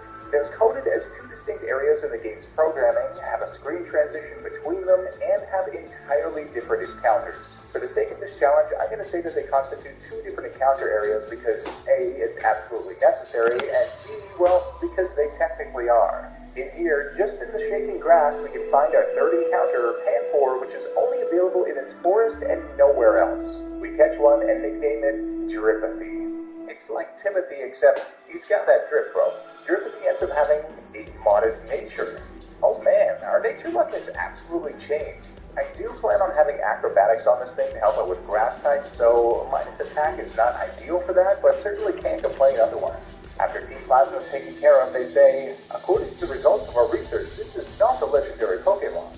My dudes, it's a Dragonite. Lenora thanks us by... Lenora, what am I to do with the Moonstone? You see my team, right?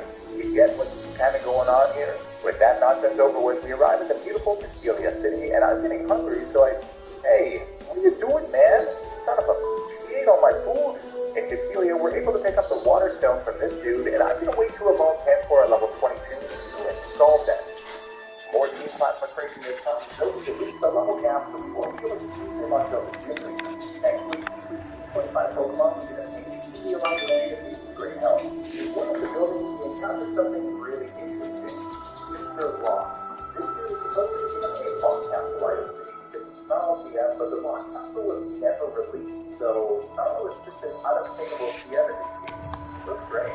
It's time for the 3rd gym, the bug type Castelia Gym. Now this gym is also terrifying because a lot of the bug types are also part grass. The Castelia definitely helps against the trainers though, and thankfully with the water, all kind of seem to randomly alternate between Tackle, Bug-Bite, Razor Leaf, and Spring Shot, so we make it to the gym leader with a little bit to spare on Panpour in terms of XP. While grinding him up, Dripathy learns Stalled, a fantastic move, and I decided to pick up the experience share since I know we can battle the guys for it with their over leveling now. And we pick up the Stokeless too. In preparation for the gym, I took the QCMs to our Pokemon, which is Torment and Porta Buster, as well as 7 power Retaliate on Zoe.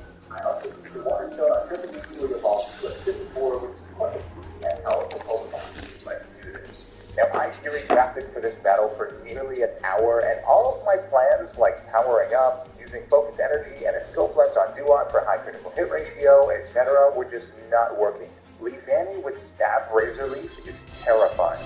Burke leads with Whirlipede, and I lead with Dripathy. Now, the main issue is that Whirlipede has Screech, which kills all hope of stat boosting, since that will cause Leafani to KO us easily with Razor Leaf. But there is literally nothing else that I can do. I have to hope that we can get off enough workups since Dripathy does outspeed Leafani. On the very first Poison Tail hit, the Whirlipede poisons us though. Are you kidding me? Our Aura Berry allows us to get 4 workups though, which my calcs tell me is not enough for late battle. This is not good at all. And then use Scald, which KOs Whirlipede, and we end up with 12 HP after poison. Oh why? In comes our greatest fear, Leafani. At this health, and with this power up, I have to do it. I go for Scald, and it doesn't kill, and it doesn't even get the burn either. Dripathy goes down. I then send in Zopi, and Burn uses high critical hit ratio, super effective Staff Razor Leaf, but no crit, so Zopi survives and can use double power Retaliate since Dripathy just died to take it down. Dwebble is then a one-hit KO with Razor Shell. Man oh man, losing Dripathy is a tough loss as we need all the speed and power that we could get, but he sacrificed himself so the run could go on. Let's not disappoint him. After defeating Bianca in battle thanks to Timple's Uproar and the Eviolite, we get another evolution, this time Palpatine into Palpatone. See, I told you it makes sense. Kind of. We have another rival battle here, and this one is scary since Charon Snivy has evolved and has Leaf Tornado now, which is why I was kind of thinking keeping Timple unevolved might not be a bad thing to avoid the 4x weakness, but I decided against that in the end. Charon leads with a P-Dub, and I lead with Zopi. Now here I had attached the Scope Lens to Zopi and decided to start the battle with a Focus Energy to ensure it's more likely we'll get Chris than not. Our first Razor Shell doesn't get one though, but thankfully it's still enough to take him down. In comes Servine next, a terrifying prospect for our team. I go for Retaliate, and no crit, but he just goes for growth so we can outspeed again and get a crit this time. Thank God he just powered up there, although we might have survived one unboosted Leaf Tornado regardless. But we definitely did at least need one crit. From there, Eviolite Palpatone manages his Panfor and Lifeheart well with Uproar.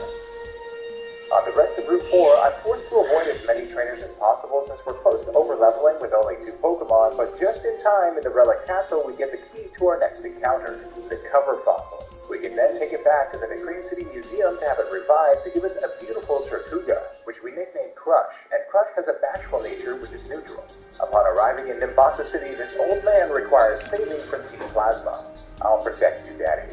We also get forced into the Fashion Hall, and this man won't let me leave without dressing up my damn Pokemon. Are you happy with what you have wrought upon this earth? In the Nimbasa City Pokemon Center, there's a little TM corner where we can get the TM for return, which will be useful once our Pokemon stop hating us as much as Game Freak hates Ampharos. No, seriously. The classic Gen 2 Electric type can't be obtained at all in Pokemon Crystal, the definitive Gen 2 game. They gave it this as a Mega, and you can't get it in Sword and Shield at all either. Poor guy. After Ed accosted us on a Ferris wheel, he nearly wiped out Palpatine after we barely missed the KO on his Scraggy. He hits us with Brick Break, we hit ourselves in Confusion, then he gets a crit to take us to 6 HP. Goodness gracious, and this was supposed to be one of the more manageable battles. The fourth sequence is on us, and this is the electric type that crosses here. Of course, electric. Yep. Not a problem at all with that. For the traders, I'm very grateful that Palpatine is our ground type and absolute savior. Elisa the Gimlinger is an absolute nightmare for us, but I have a bit of a plan for her. She starts off with a Volga, and I leave with Scruffy. It looks terrifying, I know, but I figure even with the Eviolite, Palpatine won't be able to survive going through all 3 of her Pokemon, and keeping out with Tortuga or Duat would not be a good idea. But has the 30 of those though, which would allow us to survive the moment mostly no matter what, and surprisingly, we don't even need it and live on 11 HP. Then can go for super effective Stab Ancient Power for huge damage on her other one. Now here we actually have priority Aqua Jet and, oh Crush, we don't need the Quick Claw for that, and it takes it down. Solid. Now her other Emolga comes back out, and knowing it will try a Volt Switch, I can now switch into Palpatine, who's immune. From here, Bubble Beam is a 2-hit KO on it, and we can level up before Zebstrika comes out. Zebstrika then goes down in a couple attacks, only bringing us to 32 HP with Quick Attack in the process. We had quite a solid strategy there, I'd say, but Palpatine's ground typing definitely made that possible as a baseline. Thinking he might kind of like us by now, I teach Zopi Return, after which we have another battle with Charon. Now that Zopi knows Revenge, we can use it for double power after getting outsped and hit by Lifeheart. Servine then comes out, and Return does over half, but its Citrus Berry activates and it hits us with Leaf Tornado for a good amount of damage and lowers our accuracy, but thankfully it just missed its Leech Seed after, so we can take it down.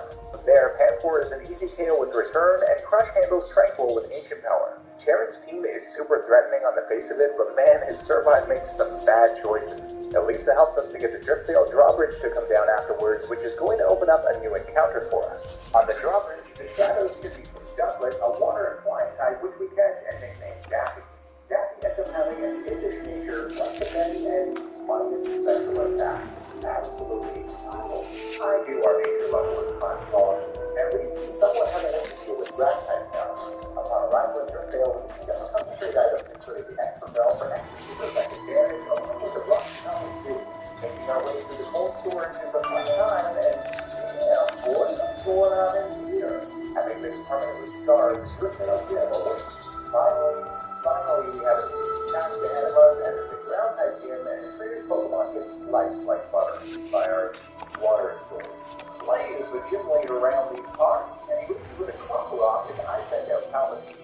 Amazingly enough, a Muddy Water is an instant outspeed and one-hit KO. He next sends out his own Palpatone, and our battle back and forth leads us to win with ease, although he lowered our speed in Bulldoze. His final Pokemon is Excadrill, and he just goes for Home Pawns on the first turn, and our Muddy Water takes him to about a quarter. Knowing he'll potion, I hit him once more, then he potions again, and we can bring him down to the red. He then hits us with Slash, but no crit, thank God, and we can take him out. Admittedly, that got a bit dangerous towards the end, as switching would have been a really bad idea since he could have bulldozed, so the crit avoidance was crucial. 5 badges down.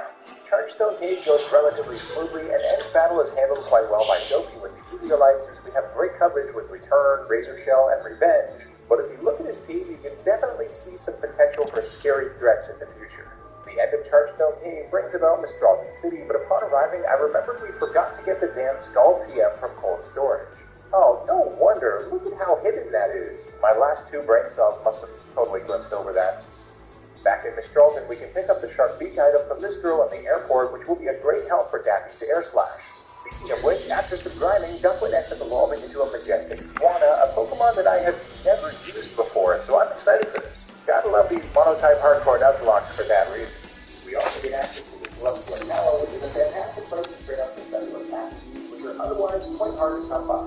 The Mistralton Gym is a flying gym that don't seem to be a huge concern for our team, and we have a couple ways of dealing with the type. For doing this challenge battle, I decided to run with Vertuga and Eviolite. Unfortunately, it doesn't evolve until level 37, just above the current level cap, but I think it should work out well regardless. He starts with a school mat, and it hits him for the heart scan before we can use Ninja Power for us on half. Now I know we go for Amnesia right off the bat, so I was prepared to go for Shit! So I figured if you would do it with you guys on the second turn instead, or Ninja Power is barely there. We faced Big Bad Toronto Maple Leafs in the Stanley Cup Finals. Nylander, Matthews, Marner, Bunting, Tavares, Camo, Joey,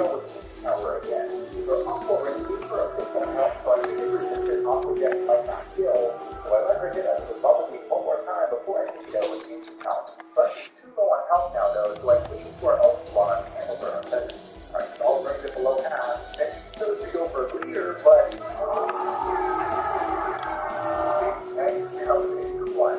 never thought I'd see the baby of it. One more stalled and Skyla's career as a gym leader. Okay, not really. Skyla's nice, so we'll let her keep her position. Following that battle, she gives us the TM for acrobatics. Nothing on our team can use that, but it would be great for a City 4 if I had one. Right before Twist Mountain, Sharon comes barreling at us again, and I actually forgot about this rival battle. Thankfully, we still had Crush out in front of us, so we can lead with that against the Pheasant. However, he gets a crit on his first Air Slash, we hit him hard with Ancient Power, then his next Air Slash flinches us before we get hit by another, and then can take him out. Big. As expected, Servine now comes out, and I'm like, uh-oh. But remember that we now have Daffy, who can tank Mega Drain really well, and KO has had a couple Air Splashes. Daffy is the absolute legend.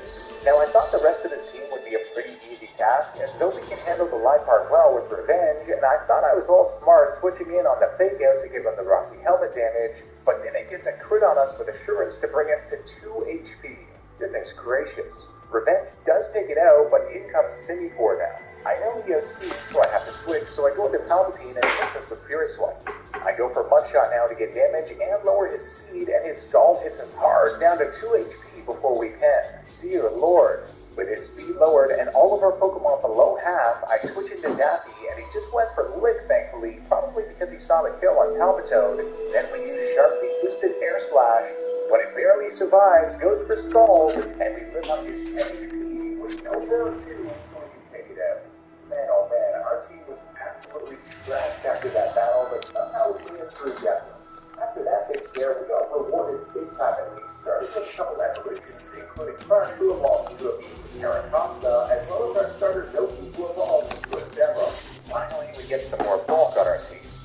that wasn't enough, Alder comes by and gives us the Surfing Gem, which is actually a great move for some of our Pokemon. But not only that, it also unlocks a series of encounters for us too. On Route 1, we can now hit the water to find Basculin, a speedy and physically powerful team member. We catch one and nickname it Riptide, and it ends up having a lonely nature, plus attack and minus defense, which is pretty good. Next, we can go to Route 4 to search for a Frillish. We successfully catch one and nickname it Pringle, and Pringle ends up having an adamant nature. Please end me now. That is literally the worst possible nature we could imagine. Our final encounter comes from surfing on Route 17 west of San Jim Town, where we can catch a glorious Alomomola, which can only be found in the special whirlpool spot, which we nicknamed Valentino. Love this was a tempting name too, believe me. Valentino's got a quiet nature plus special attack and minus speed. Kind of bad since it's a much better physical attacker, surprisingly enough, but oh well. I decided to keep it in the box for now in favor of our other new members. After Twist Mountain, we arrive in Icarus City, a really cool city in my opinion. Except this is my worst nightmare. Nearby on Route 8, we can get two useful items, the Sludge Bomb TM, which will be great for Palpatine, and also the Damp Rock to extend the duration of rain. I knew he'd come back from that. Bad boss! Water type is very volatile and slowly goes down. Along the way through the gym, Palpatine ends up evolving into a Nightingale, which is a fantastic upgrade. With that, it's not a 17-liter Bryson. You know, the weird dude from Focus that I'm doing. Bryson is not with a vanilla, and I think that really involves Palpatine with the Damp Rock, so I can set up regular again. To avoid the hail and also to power up on water boots, he just goes for acid armor, but a free psychic for a physical attacker to lead with, and then our stall turns him into the red, and afterwards he just powers up his defense again. Great job. After two hyper potions, we're then able to take him down. It comes clear and next, quite an intimidating threat. We do have to use a limiting thanks to our ability of we can mark the stall to the red, and then he just uses Splendor. We get ourselves in confusion on the next turn though, so we use the Icicle Crash for some big damage. A confusion hit combined with Icicle Crash would KO us, so I'm forced to switch to Terracosta, who can then out-prioritize him with Aqua Jet to the KO. Diagonal is his last Pokemon, and we're able to whittle him down with Ancient Power since he only sets up for his left, and his Aurora beams don't do much to us. Whoa! Goodness gracious, what happened if you fall down there? Excuse me, sir, how many people have died on that ramp? About 49 or so. Jesus. On our way to Operation City, we have our final evolution as Pringle assumes his final form as a Genesis, which should provide some evolved and coverage for us. After taking on the Plasma, we have this really cool animation for N and Zekrom at the Dragon Spiral Tower. Pretty impressive stuff with the Nintendo DS environment. We arrive in Operation City, which looks really cool in Pokemon Black, and we speak to Iris and Grace. Upon seeing us as a champion, Iris says, "Oh, Mr. Alder, the guy who helped out that time. Hey." And final gym is upon us. The Dragon Type is led by Gym Leader Dragon. The Dragon Type is kind of terrifying for us as it resists our staff water roots, and we can't set up due to all three of his Pokemon having Dragon Tail. I spent a lot of time theory crafting for this battle, but no plan seemed to be a surefire thing, as they all have Dark-type moves for even Jellicent, which would be good with Will-O-Wisp otherwise. In the end, I think we just have to brute force this thing. He leads with a Fracture, and I lead with our trusty Zopi, who I put the Silk Scarf on, which we got from Route 6 using Surf. Return breaks him well below half, and then he uses Dragon Dance. He then outspeeds us on the second turn and hits us with Assurance, which does about a third before we can take him down. Druddigon comes in next, and Return does less than half, and it hurts us with Rough Skin before hitting us low with Night Slash. I'm forced to switch here, so I bring in Palpatine, and he uses Chip Away. Poison Barb boosted Sludge Bomb does a good chunk, and then he brings us to about half, after which he uses the Hyper Potion, although we got a crit and poison from our next hit, which triggers another one. Eventually, we bring him to the red, and he uses Dragon Tail to bring Zopi right back out, but thankfully he doesn't die to the poison, so we can just merely switch into Daffy to take one Night Slash before he goes down. In comes the big boy, Haxorus. I hit him with Air Slash, but he doesn't flinch and gets off a Dragon Dance. A crit slash would kill from here, so I switched to Sprinkle, but he went to Dragon Tail and it did huge damage and switches into Palpatine of all things. Not good. I switched to Crush here, and thankfully he went for Slash this time, but he got a crit, and he hurts himself on the rocks and Palpatine from here. He goes for Dragon Dance again, but since Dragon Tail is low priority, he can on 2 the towers to finish him off. Honestly, the saving grace there was that all three of his Pokemon stat moves are taking priority. Otherwise, we would have lost at least one team member. Right before Victory Row, we have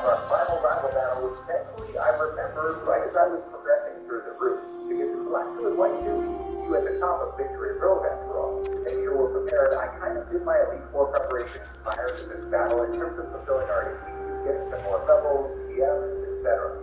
Let's see if it's enough. He leads with unfettered, so I go with Crush. After getting hit by Air Slash, we're able to one-hit KO him with Rock Slide, which we got the TM for.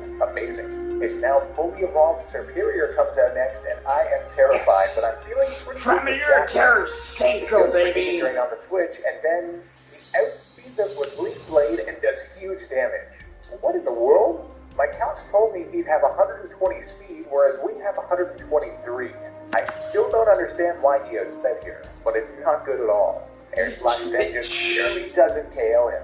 Oh no. Now here's the problem. I know we need Dappy. I need to switch.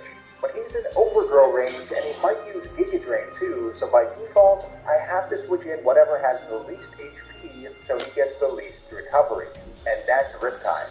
He does indeed go for Giga Drain and he KOs her immediately and still gets a lot of recovery in addition to leftovers. Ouch. My only remaining strat is a backup one that I formulated, and it involves sending out Zobi. Zobi gets hit hard by Leaf Blade, but thankfully no crit. Then I go for Expert Belt boosted Exozer, and it does the job. Holy, that was scary. From here, Lifeheart goes down to crush his Rock Slide, and City 4 is handled by a Water Absorb switch into Pringle, followed by a couple Optics wins. That was a tough loss on Riptide, but hey, at least we have a backup. Never thought I'd see the day I used a local Bulldog, but hey, we're here now.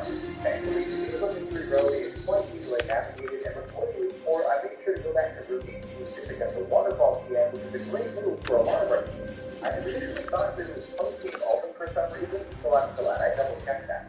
With that, we've arrived at our greatest challenge yet, the Pokemon League.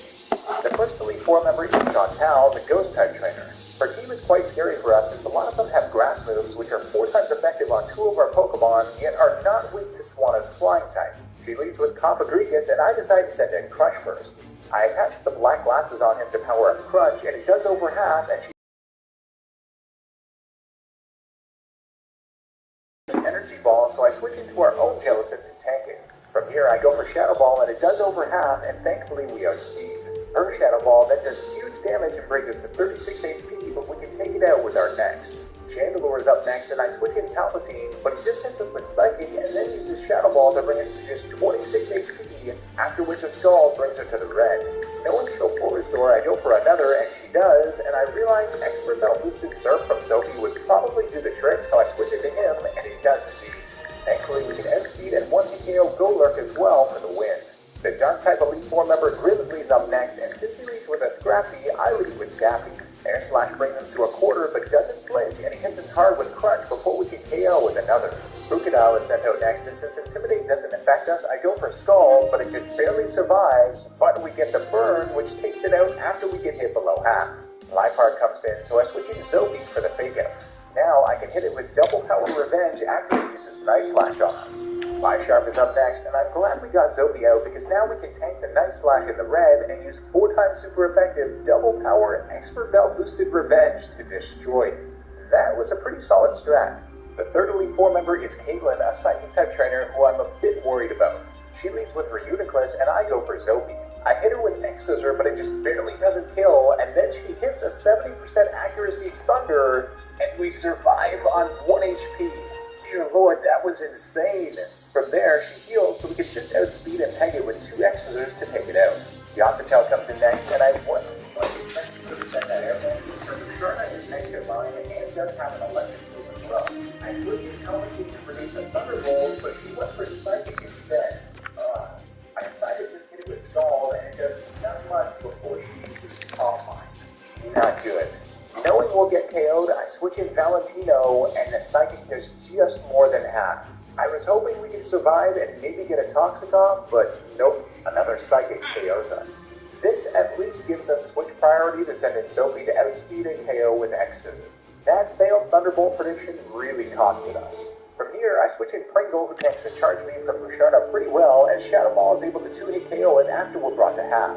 Our final Pokemon is Sigilyph, and knowing Pringle's quite bulky, I stay in to tank the Shadow Ball, and we survive on just 6 HP before we can KO it with Spell Tank boosted Shadow Ball.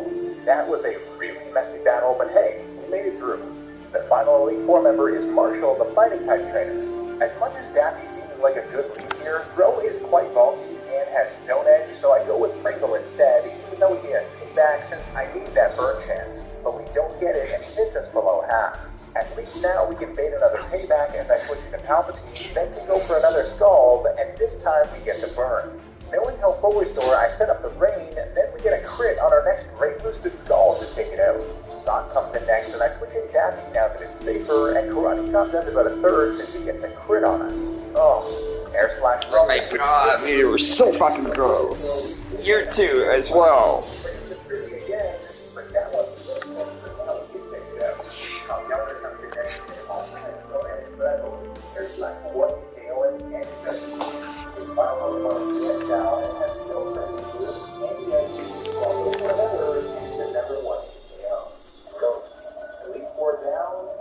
Oh my god!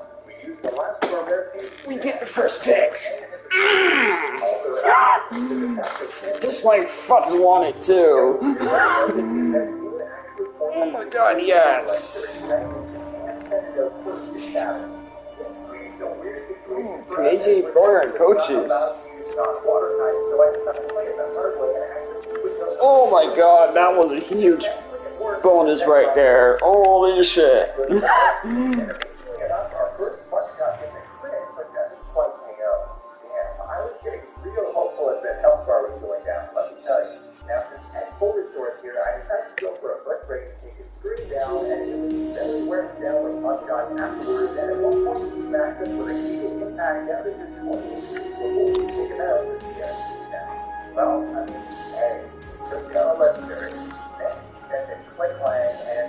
Oh wow, he's the 85 now. Okay, cool. Oh my god.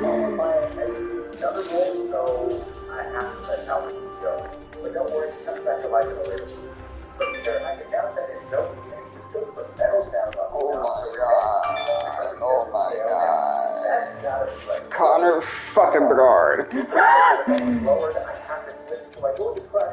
Let's call a few timeouts here, shall we? I knew I made the right call by Dave Andrews' pick.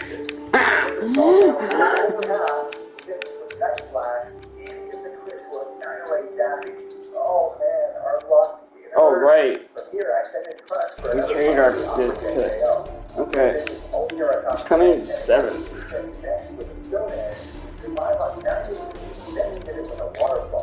I put this sprinkle here for the water absorb, then the net to the ball, after which pressure below half, with the net. Archeon then comes in and so in, destroys the sprinkle. Don't be that also if I want to below half, but then just one tail with the surf. And final Pokemon is Vanilla, and I know it can't do my damage against us, so I go for revenge. And he takes the tail, don't KO. With 56 HP left, I have no other choice, and he goes for Flash Cannon. 33. Yes, we take it out with another attack. We did it.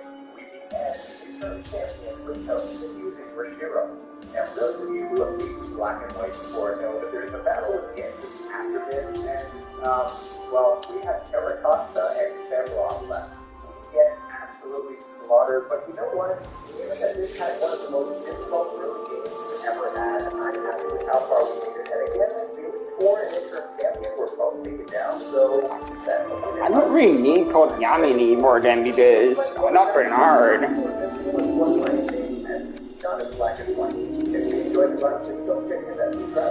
I got 4 first-round picks. Jesus. Okay.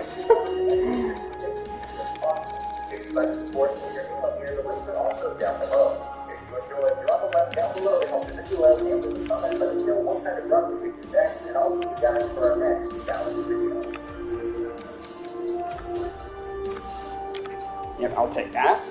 I will take that trade.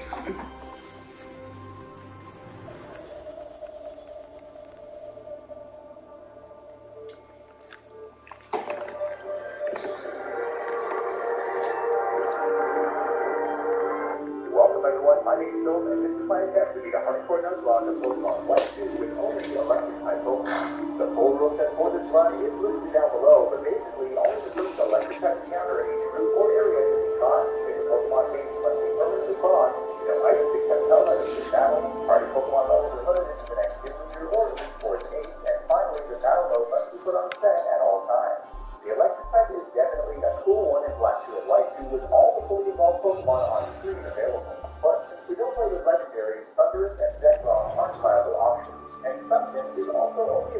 and hosting. Whatever will we do without something?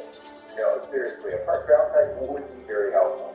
Finally, since Electivire is only available through Trade Evolution and we're not allowed to connect any other games, we'll be stuck with Electivus there. Electric types on the whole are quite easy and quite powerful, however they are definitely quite frail as well, so I can already foresee some major challenges we might face. When it comes to this run, I can't help but remember our good old Sharkino named Nato from our Emerald Shark only run who tragically got KO. If only we had a more reliable water shark that had no problem with electric types. I searched the land far and wide for ocean, I suppose, and finally found one, Surfshark GPS, who has made today's video possible. Surfshark is a virtual private network that keeps you and your data safe by encrypting all of the information sent between your device and the internet so that no big company or cyber criminal can get your personal data or take your privacy. And Surfshark does this by changing your location and IP address in everyone else's eyes. You can also bypass geo-blocking, allowing you to access and unblock content libraries and streaming services from other countries. A good example of this is Netflix, which instantly has a ton of different shows and movies only available in certain countries. Being from Canada myself, I only can't get access to one of my personal favorites, the Die Hard series, and my friends in the US can't watch The Office, for example, but Surfshark has made it possible to watch many other things. I was blown away by how 84 overall, medium franchise. one or two clicks a month start up and take 5 seconds to connect. You can also set your favorite locations, choose to see several locations within many countries themselves, and also use the multi-hop feature which connects. Is there a decent goldie in this draft or no?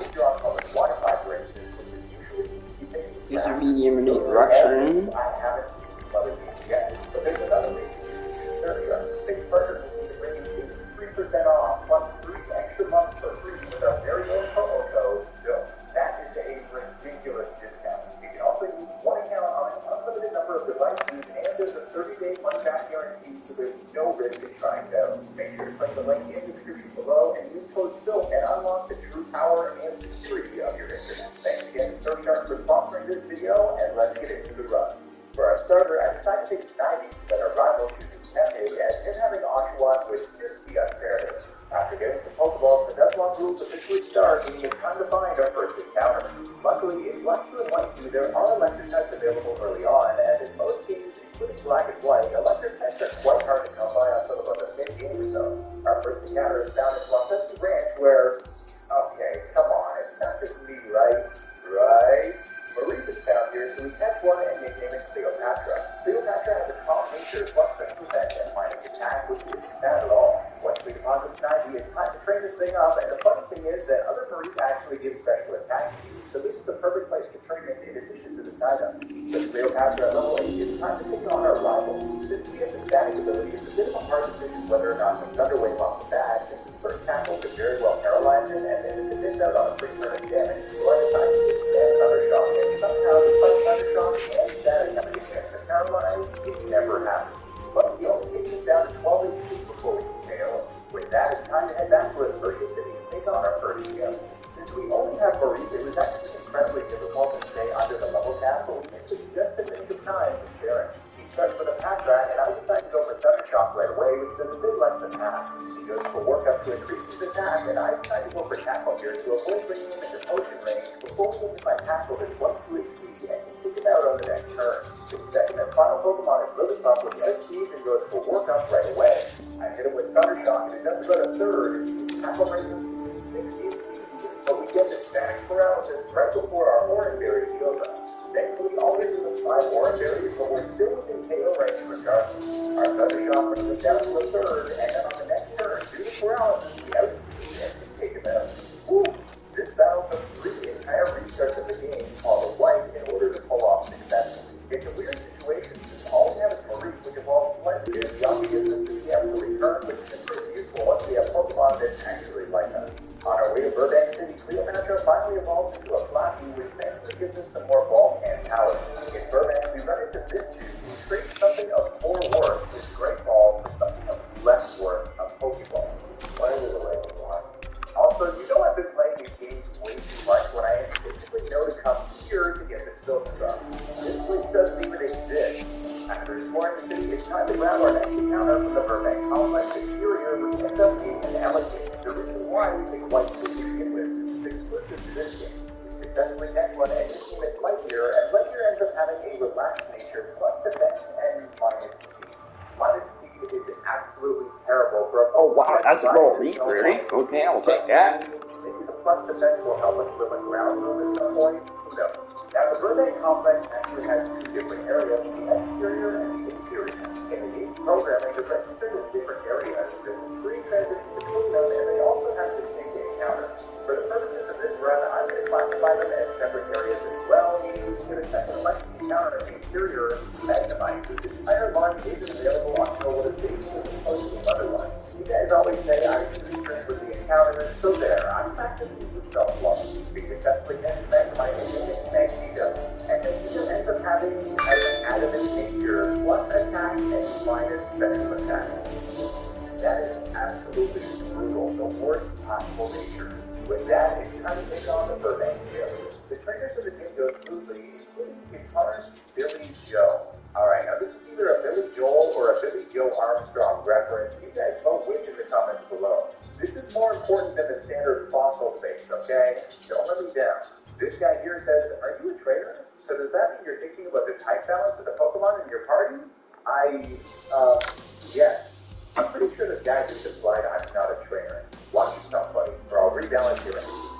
Roxy herself is, of course, a Poison-type gym leader, and I'm pretty sure they put Magnemite right beside her gym on purpose, as it either resists or is immune to every single one of her Pokemon's moves. I don't know if it was a point of pride or something, or perhaps my inherent drive to make things more challenging, but I said to myself that I wouldn't use Magnemite for this battle at all. Roxy leads with Calming, and I lead with Cleopatra. I think that's a good job for Roy, especially drafting Connor fucking Bernard from Vancouver's pick. I think I just seized him there. Power up our next Thundershock, which ends up nearly nailing it, but then it's paralyzed. Roxy uses a super potion, but our next Thundershock then gets a crit to take it out. In comes Whirlipede, and it actually outspeeds us to hit us with Venoshock, which leaves us with about a half health thanks to our special defense range. We go for charge again, and she hits us with Pursuit, which then activates our Oran Berry, and Thundershock only brings it to about half. Eventually, we get brought to just 14 HP, and we use one more charge to power up Thundershock so that we don't bring it into potion range, but then she uses Protect when we try to Thundershock, so charge is no longer in effect. 200 IQ competitive player, Roxy is. She hits us with one more Pursuit, and we get brought to just 6 HP, after which a Thundershock does the job. That was kind of crazy, but I feel good about it. 2 badges down. Upon arriving in Castelia, we end up exploring the city since there are a lot of useful items that we can get here. The first is the experience share, which this guy gives us as soon as we enter the building, and then he just leaves. Wait a minute, were you just waiting for my arrival? How did you know I was coming? This girl also asked us what starter we chose, and I lie and say Tepe so that she gives us the charcoal, since the Miracle Seed and Mystic Water are kind of useless for our electric types. These 2 dudes in the alleyway are looking pretty creepy, but they're grim. And serious. Am I right? Yeah. Hey, yo! What the? Alright, that's not even a remotely coherent conversation. Oh, son of a... we lied for nothing. Castelia City is actually the location of our next encounter, and more specifically Castelia Park, located in the center in this outdoor area, only accessible through the sewers. Here we can catch Eevee, which we nicknamed McQueen. As part of our rules, we won't be able to use McQueen until we find a Thunderstone and can evolve it into Jolteon, though. McQueen has a docile nature, which is neutral, and we can't complain about that. Overall, in Castelia, we got some great items, including the Experience Share, Charcoal, Scope Lens, Leftovers, Twisted Spoon, Hearthstone, and Miracle Seed. A great haul. With that, it's time for the Castelia Gym. Now, I'm used to taking the path with the trainer here, but this time I was like, what's on this side? Oh, I'm an idiot. The Castelia Gym is overall kind of a tricky one for us, as a lot of the bug types in the gym also have the grass type, causing them to resist our electric moves. We had a few close calls against the trainers, such as with Lightyear against the Sawaddle, which survived on like 1 HP and broke through paralysis, but thankfully just used String Shot. Otherwise, he would have killed us. And a Swabloon that took Lightyear to literally 1 HP before getting paralyzed by static, but we made it through safely. Realizing Bird could be a little bit more difficult than I thought, I decided to head to Route 4 to fulfill the 40 Pokemon scene requirements for the Eviolite to help us out. After teaching Cleopatra's strength for neutral coverage and giving her the leftovers, Lightyear and Oranberry, and Magneto the Eviolite, it's time for our 3rd gym battle. Since Bird leads with Swabloon, I decided to go into Cleopatra first so we have some neutral coverage against it. Strength does a bit less than I thought it would, and Squadloon uses string shot to lower our speed. Realizing our situation, I go for Thunder Wave, but Squadloon now outspeeds us and hits us with Razor Leaf and gets a crit to bring us to below half. Dear Lord. Thankfully, we do paralyze it, and our leftovers bring us just above half. Even still, another crit will KO us, so I switch to Mech Hero and Squadloon stays paralyzed. Sonic 2 doing a set amount of damage is great for the situation, and Mech Hero takes down Squadloon with relatively even after the post. I was originally planning on saving Mech Hero for later when the belly comes out, but it's probably not going to have to handle this on its own. Thankfully, he learned Magnify originally too, super effective against his level and takes it down in a few bits. We then use his final Pokemon, and I think he's trying to hit with Thunder Wave right away, but it's Razor Leaf us to below half before we do. 25 mil. Fuck. But 17-year-old kid, let's sign him. Yeah, let's fucking sign him right now. Goldie. How much would he want?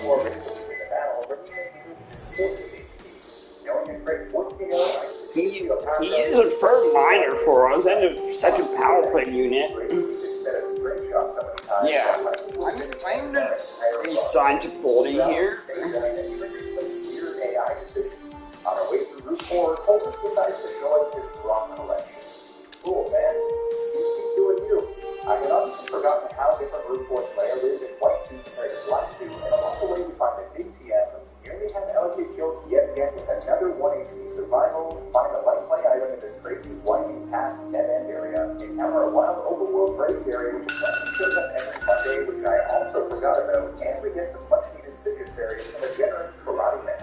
Now here in my notes, I wrote down Joy Avenue Saga. I think I was just impressed that this man is incredibly rich, owns a lot of real estate, and has a group of women who follows him everywhere he goes. So yeah, that's that. We arrived in Monster City next where we can do something kind of cool. Pick up this big Thunderstone right outside the Pokemon Center. I'd like to meet whoever programmed this to be there and give them a hug because now we can evolve our new You can play AHL. I'm just redoing the whole AHL squad. Look, Super Talk can play down there too. Alright, I don't need to say what we're all thinking, right? It's like the start of a... No, never mind. What is making my clothes... You can play down there as well. The scenery here or outside? Because that seems awfully suggestive to me. Completely drenched in sweat. Alright, you know what? I'm leaving. Get me off. I need off the ride. Before we get up to the bus gym, we actually have another encounter we can get in the Lost Mine Forest. Before we get to it, we encountered the trainer with a drill bird. It took me until now to realize it, but encountering a drill bird or extra drill is literally a blood ender right off the bat. But thankfully, this one doesn't appear to have any grass roots at all. I will definitely be thoroughly researching all the roots and their trainers from now on. Our next encounter is only a 10% chance to find in the shaking grass farm, so it takes a damn long time, but eventually we find it in Volga. We catch it and make it big, and it turns out to actually have a modest nature, which is like ideal. Aside from our jolly picnic we found in our last challenge, it's definitely not too often that we get a really good nature, so I'm thrilled. After completing the former gym's roller coaster shenanigans, we take on some of the trainers. I'm gonna resign gear up here. And he could be my backup again for next season to back up Jake. Of course, but also the trainer who is a single battle. If you make the support on that, he'll battle you again. During the process, we have an evolution as Lightyear evolves to Electabuzz. As far as our rules go, he's now fully evolved. Cleopatra evolves to an Ampharos, and Magneto evolves to a Magneton. We got really fortunate with this since all three of them evolve at level 30, and the next level count is exactly 30. This would be really helpful. It's time for the fourth team leader, Elisa, the electric trainer. Since we're operating with the same type, this is kind of an awkward matchup. As much as Magneton seems like a shoe-in here, Olga could just Volt Switch into Zenstrika, which does have Flame Charge. I attach a Citrus Berry to Jolteon, Leftovers on Emolga, and Silk Scarf on Ampharos for strength, and go for it. I decided to leave with McQueen, who has the Volt Absorb ability, that way we can block the Volt Switch from Emolga, and it can't really hurt us otherwise. Unfortunately, Jolteon only has Thunder Fang at the moment, which is not only less powerful since it's physical, but on the very first hit, Emolga's status activates and paralyzes us, and its post-first attack crits us immediately. Paul's contract's due to run out next season as well, so this is his contract year. Bruce Ryan has 2 more years left. Taze is 1 more. This is his contract year as well. Sundin, I just extended him a 1 with. Another crit, but we survived on just 9 HP before our citrus berry actually. How? I had fun joking on gigs, so I decided to go for that, but we get paralyzed on the way back up. It is insanely bad luck. He hits us with another flame charge down to just 7 HP, then we get paralyzed again. Unbelievable. I'm forced to switch now, so I go into Cleopatra and Death Strike him with a quick attack. And finally, the luck turns in our favor and we paralyze him with static. Then Rex is able to take it down with a crit. This battle is insane.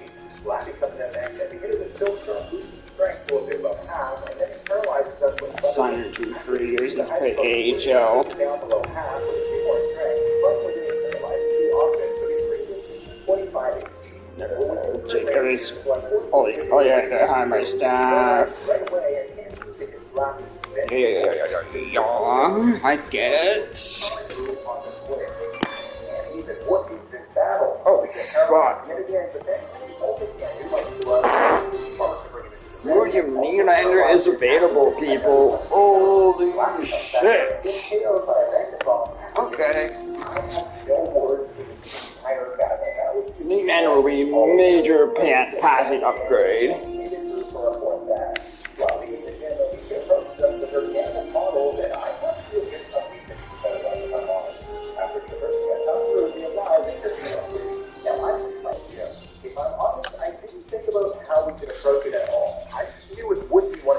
Challenges, and I sincerely don't even know if it's possible at this point.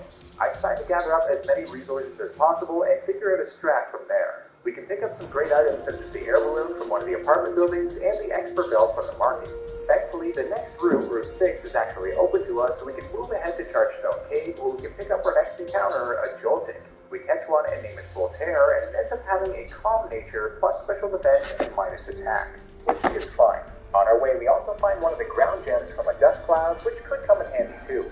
For taking on the gym trainers themselves, I was super nervous, but I came up with the best strategy I could after a lot of thinking and researching. In Driftveil, there is a move tutor who teaches moves for shards. After getting enough red shards, we can get Ice Punch, which we can teach to Electabuzz. Since Electabuzz will outspeed everything in the gym, this should be great, and we can also attach the Expert Bell for 30% more damage on super effective moves. The only issue is Crocorox with intimidate, but my calcs tell me we should still one-hit KO. This strategy ends up working brilliantly, as Electabuzz is able to outspeed and one-hit KO every single Pokemon from every regular trainer in the gym. But now it's time for one of the biggest challenges of all, Clay, the gym leader. I can't tell you how long I spent planning and strategizing for this battle, and honestly, it was seeming impossible. I finally came up with something I thought might be viable, but instead of explaining, let's just try and execute it. Clay leads with Crocorock right away, and since I can't send out Lightyear since he wouldn't kill on this one since he's a higher level and we don't have the expert belt on him anymore, you'll see why, I lead with Magneto to also take the Intimidate. I then switch immediately to Lightyear with the air balloon attached so that Bulldoze doesn't affect us, after which an Ice Punch can take it out. So far, so good. When in comes the Sand Slash, and my calcs tell me Ice Punch will do nowhere near enough on it, and I need to conserve Electabuzz for later. Here, I decide to switch into Mickey, who of course is part flying type, and the Sand Slash actually goes for Crush Claw, confirming my suspicion that the AI actually knows whether or not you have an air balloon right away. Crush Claw lowers our defense, but we should be able to survive one more non-crit, so I risk it and go for Acrobatics just to do a little chunk on Sand Slash. After which it hits us again down to just 11 HP before our bury. Here, I switch into Magneton, who I know resists everything it has but ground moves, and he indeed goes for Crush Claw again. Now, what I absolutely need this Sand Slash to do is to lock itself into Rollout so we can safely take it out. And the fact that it used Crush Claw on Emolga when it had super effective Rollout concerns me. I switch back into Emolga since I know he's going to go for a ground move on Magneton, and I go for Acrobatics now that we have no item, which does double damage. And without the defense drop, I know we should survive an attack, and Crush Claw brings us to...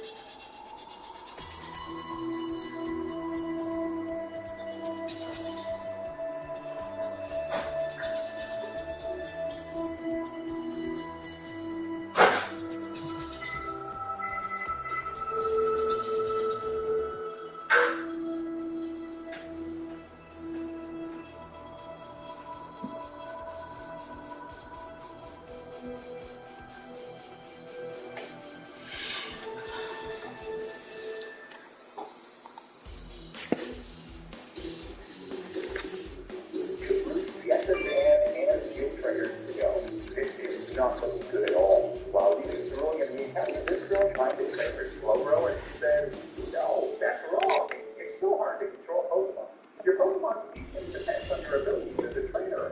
Well, you must be pretty trash then. I decided to take care of this as here. Excuse me, sir. The rules don't allow me to give you my Pokemon. Can you take care of me instead? After clearing the last necessary trainer and arriving in Vermilion City, we have a massive dilemma. Both of our Pokemon are already at level 24, and we can't access the gym without going through the SSN. This looks like the end, but we have one final hope. What we can do is check what we're going to say as a Pokemon for HMs, which are allowed for the rules. A Spearow for Fly. We can then go to this house in Vermilion where this girl is seeking a trade. A Spearow for her Farfetch. Since they're both flying-type Pokemon and technically our first new area encounter, I see no reason to not allow this trade. So Sam, to run it saved by this message to her. Wait a minute. Should be? What the? Is that it? Oh my god, it's adamant too. Nice. This in-game trade also gets a stick item which raises Farfetch's critical hit ratio. Farfetch stats are absolute garbage, so hopefully those two things will make it somewhat easy. Since we get to level 15, I need to be as powerful as possible without leveling it up too much, since it's basically all we can use at this point while avoiding the level gap, so I grind it against weak agents outside of Cerulean for a bit for attacking. The Raiders and the S-Man are manageable even though Farfetch is quite weak, and we arrive at Blue with Shading at level 21, and we better hope it can handle most of Blue's team. Thankfully, Farfetch also has Keen Eye, so Blue Pidgeotto can't stand attack us. Having Fury Attack on Farfetch is amazing since each individual hit has a chance for a critical hit, and the stick increases that further, so it takes the Pidgeotto to a quick attack once. Gratitude, however, uses Hyperback and Britain. 14 HP at 40 switches of 0, that handles Gratitude and Devour. Then we can quickly control that on 4 turtles so they can flip the experience. We get caught by the Sonic the Captain's back on and we quickly needed to search the gym under the level cap by the mercy. The traders in search the gym mostly have PvP with slam instead of electric moves, so the only real challenge we faced was a Magnemite, but we'll take it to Surge with delicious. Now, just like Brock, Lieutenant Surge is, of course, an absolutely terrifying threat with electric Pokemon, and the thing is, unlike for Brock, we can't do any stand attack strat here. All 3 of his Pokemon have Shockwave, which can't hit. Great. After having studied this team like a madman and came up with our best strategy, it's time. I decide to lead with Golbat against Surge's Voltorb and hit him with Bite in the hopes that he might flinch, since we can't even use Supersonic to confuse him because of his soundproof ability. He hits us with Sonic Boom, followed by Shockwave though, down to just 31 HP, after which we can take him out. Pikachu comes in next, and here I tried to risk going for the Supersonic, assuming he would double team, but we miss, and then he goes for Thunder Wave to paralyze us. That is not good at all. Thankfully, we get a free switch into Kill Shot since he uses double team again, and keep in mind that it doesn't affect us with Keen Eye, so it's a great switch. But regardless, Fury Attack misses. He then hits us with Shockwave for about a third, then we miss Fury Attack again at 85% accuracy. How? It then hits us with Thunder Wave to paralyze, but thankfully I put a Cherry Berry on, which you can find in the trash cans in the SSN. I go for Fury Attack again, but it misses for a third turn in a row, and we get Thunder Waved again. Dear Lord, we would have been absolutely fine if we hit that first Fury Attack, as yes, each hit is a chance to paralyze us due to its static ability, but that's what the berry was for. Instead, we're thrust into the Raichu, now paralyzed and with a third damage. There's just no way. We can't switch into anything on a Shockwave from a Raichu. I have to sack Killshot when we would have otherwise outsped without the paralysis, as my plan was. That was absolutely brutal luck. I switch Farfetch'd in, and Raichu goes for double team, but even Farfetch'd has Keen Eye and can actually hit a damn Fury Attack. But the Fury first hit paralyzes us, but thankfully we land 2 more, but now the Raichu goes for Shockwave, and we survive on just 10 HP, break through the paralysis, and take it out. Oh my god, that was ridiculous. We lost Killshot, but hey, at least we beat Surge, which I really wasn't sure we'd be able to manage in the first place. 2 deaths on the board, but 3 badges too. While traveling on Route 9, we find TF40 Aerialix. I decided to teach it to Farfetch since it gets nothing else besides Peck through level up, and nothing else will need it quite that badly. Golbat also ends up learning Confuse Ray instead of Supersonic, which should be quite helpful with way better accuracy. We make it through the rock tunnel alright and arrive in Lavender Town, where the nickname raider is. I thought long and hard about renaming Farfetch, but You know what? Shitty it is. After that gym performance, you deserve to keep your namesake, buddy. Whatever it is. The gate for Route 12 presents us with the Return TM, which is going to be very useful with 102 power once our Pokemon are actually friendly with us. While traveling to Celadon City, I tried my absolute best not to exceed the level cap, but Farfetch'd hits level 30 on our next mandatory battle, meaning it will not be able to be used in battle until we have the next badge. I think what really hurt us here is that as a traded Pokemon, it gets an experience boost, which is normally good, but really bad for us in our case. After arriving in Celadon, we have nothing but a Golbat, which is already at the level cap of 29. But yet again, we thankfully have a saving grace in the form of the Game Corner, which has the Bug-Flying Scyther as a prize. It costs 5,500 coins, and I desperately played the slots like an addict, and only managed about 1,000 after a long time. And we don't have enough money either. So we're going to have to hold off on that for now. But we have one more option. East of Celadon, before the Snorlax, we can access Route 16, which has none other than Doduo. We catch one and name it Triple D. I mean, it might not make much sense right now, as Doduo is only a double, but they're going to grow. They're going to evolve, and then Triple D will make sense, okay? It has a naive nature, plus speed and minus special defense, which isn't bad. That speed could be useful against high-speed tier Pokemon for sure. While grinding it for a bit, Doduo learns Tri-Attack, which is a fantastic 80 power stat move with a chance for status. Now, Erica's gym, being a grass-type gym, finally gives us some leeway as our flying team is able to absolutely tear through the entire place. Erica herself could be a bit frightening with good bulk and poison moves including Toxic, but we have a Golbat. Now, she did miss a critical stun spore early on with Victory Bell, which could have caused some problems, but aside from that, Golbat is able to squeeze through her party pretty cleanly, being paralyzed and taking only 80 damage by the end of the battle. Interestingly, Golbat actually starts to evolve after the battle, but those of you who are familiar with these games know that it's just a tease. You can't actually get evolutions like Crobat, Scizor, Kingdra, and Steelix until the post-game. They just don't work. I can maybe understand wanting to keep the main game as close to the originals as possible, but why tease us with the evolution animation, you sick? Oh, and also this happens every single level until the post-game too. Unless you have an Everstone, which we can't get. After picking Farfetch'd back up to the PC, he ends up learning Swords Dance at level 31, which is of course an incredible move. Farfetch's speed isn't that great, but hey, more attack can never hurt. Doduo also tries to evolve at level 31, however, I can't delay that as it does learn Drill Peck at 37 as a Doduo, but at 27 as a Dodrio, so I think it's worth it. After taking on T-Rock in the Green Corner hideout, it's time to face Giovanni for the first time. Hey Dad, how was work? He starts with an Onyx, so I lead with Crobat, our best defensive presence, and hit him with Diffuse Ray right away. Eventually, he just goes to Rage, so I can hit him with Fine with Rhyhorn is a 3 KO with Bite as well, although he did get a KO whip off, which isn't good for his final Pokemon and his Tangent Jump. He goes for priority takeout immediately, which does a third, even at 40 base power, so I can use him and hit him with Wing Attack, after which he goes for Tailwind. With our defense so low, I know we need to switch, so I hard switch it to Farfetch, and then thankfully it just fight.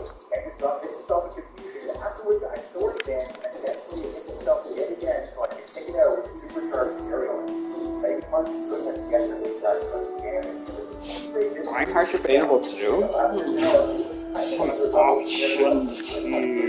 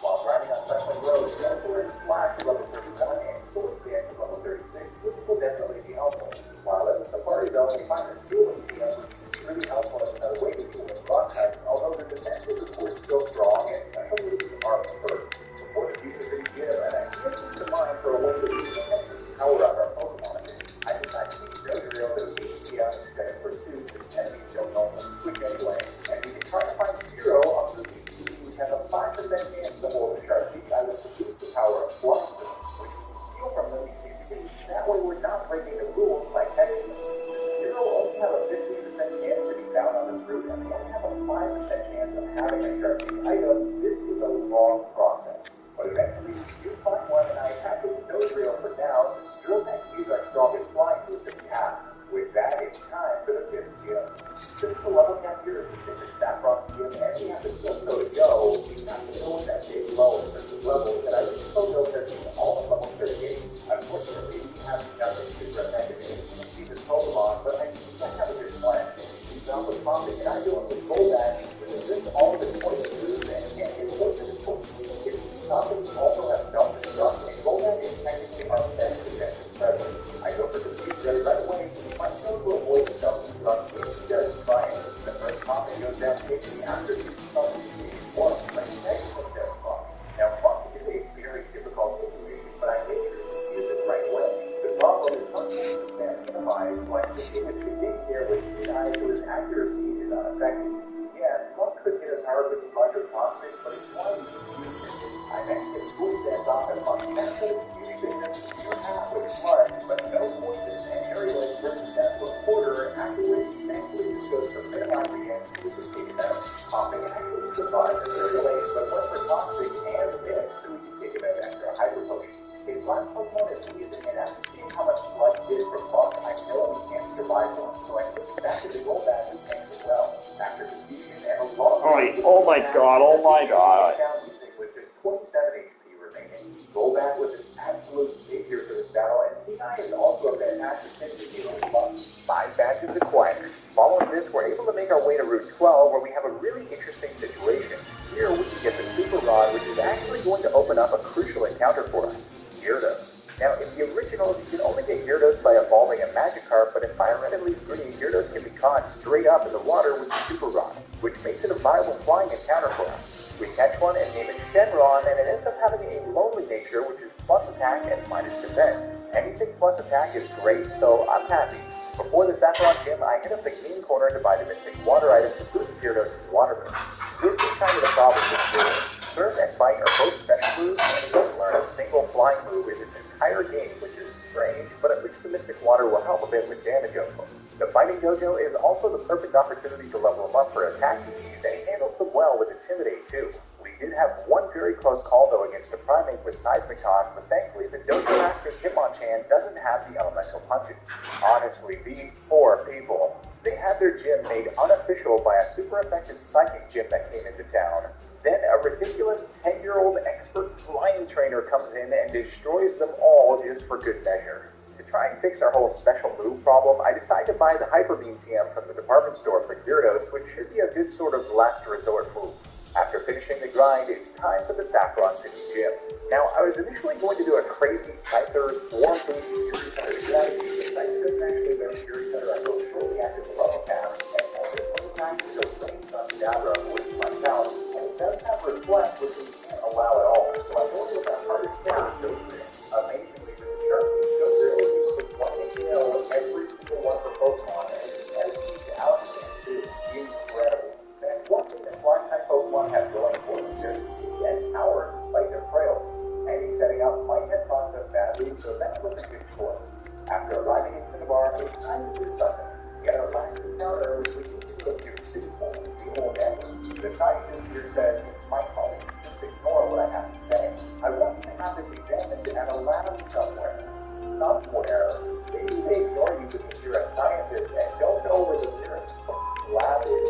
This dude over here says, this is space. The mysteries of Earth. There are so many things to know with, so little. But that's just for us. That's harder. Not constant as Owl.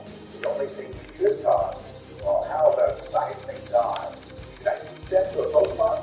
This guy is the greatest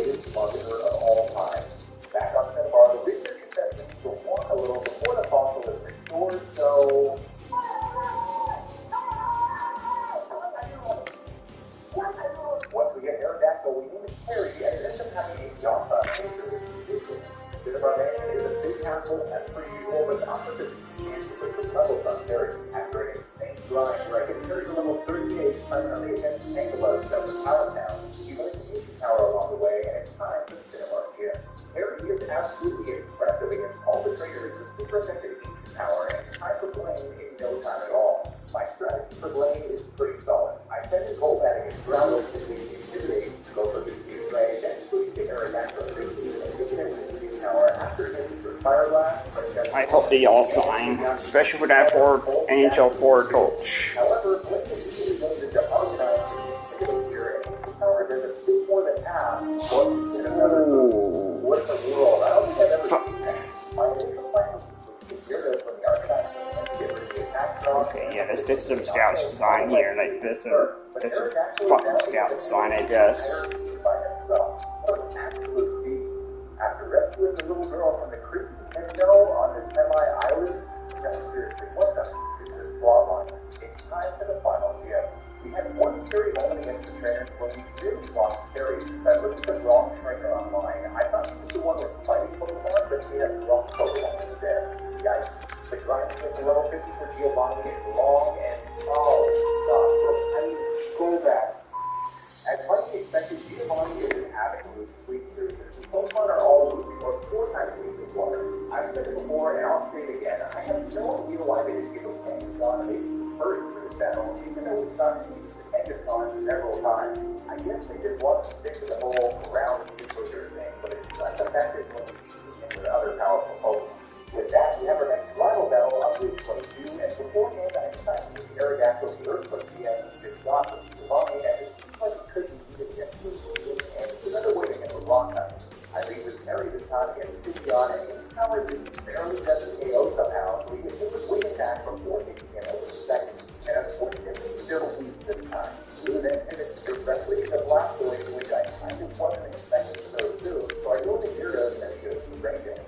He is getting crit on his first bite, but the Rain Dance is able to whittle him down and we get brought to 23 before taking him out. Rhyhorn is shooting angle with Turf, and the Growler comes in to intimidate Einstein with Aerodactyl and play safe, and prepare for Alakazam. And first place is Alakazam comes in next. Wait, we have Aerodactyl out, now we can oh, wait, he survived the earthquake, and this is with Psychic, but our next attack takes him out. I did not think he would survive that. Thanks to this is last Pokemon and survives the stab super effective wing attack, but it just misses step 4 and we can take him out. Definitely the best battle, but we can't get to the end of it yet. After a junkie journey to Victor Zone, we arrive and we get to go plateau. After a ton of grinding to level 58, playing the level cap is 60 and filling out his minutes I can tolerate. I also get some upgrades for it.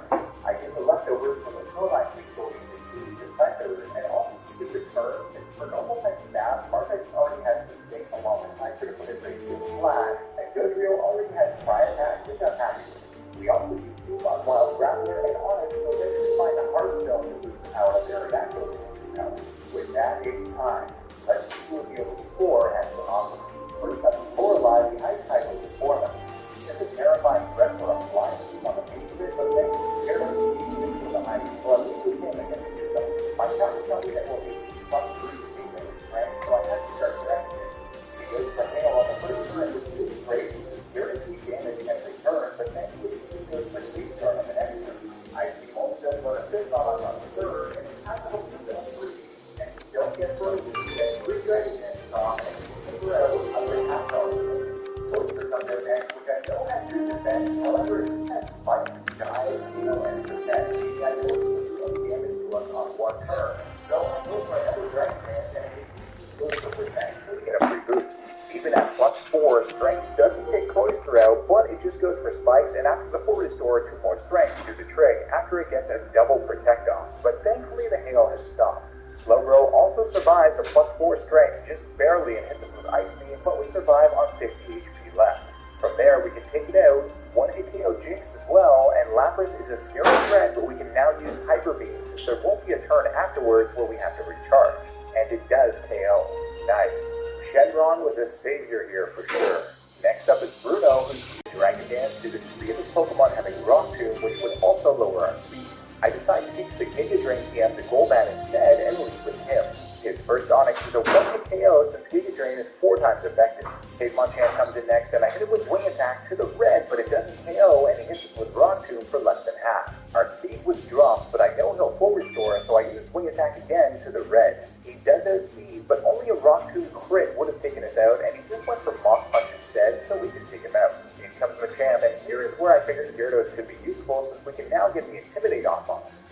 goes for Scary Face, which lowers our speed better than Rock Tomb, I suppose, and he does what I was fearing. He starts to bulk up.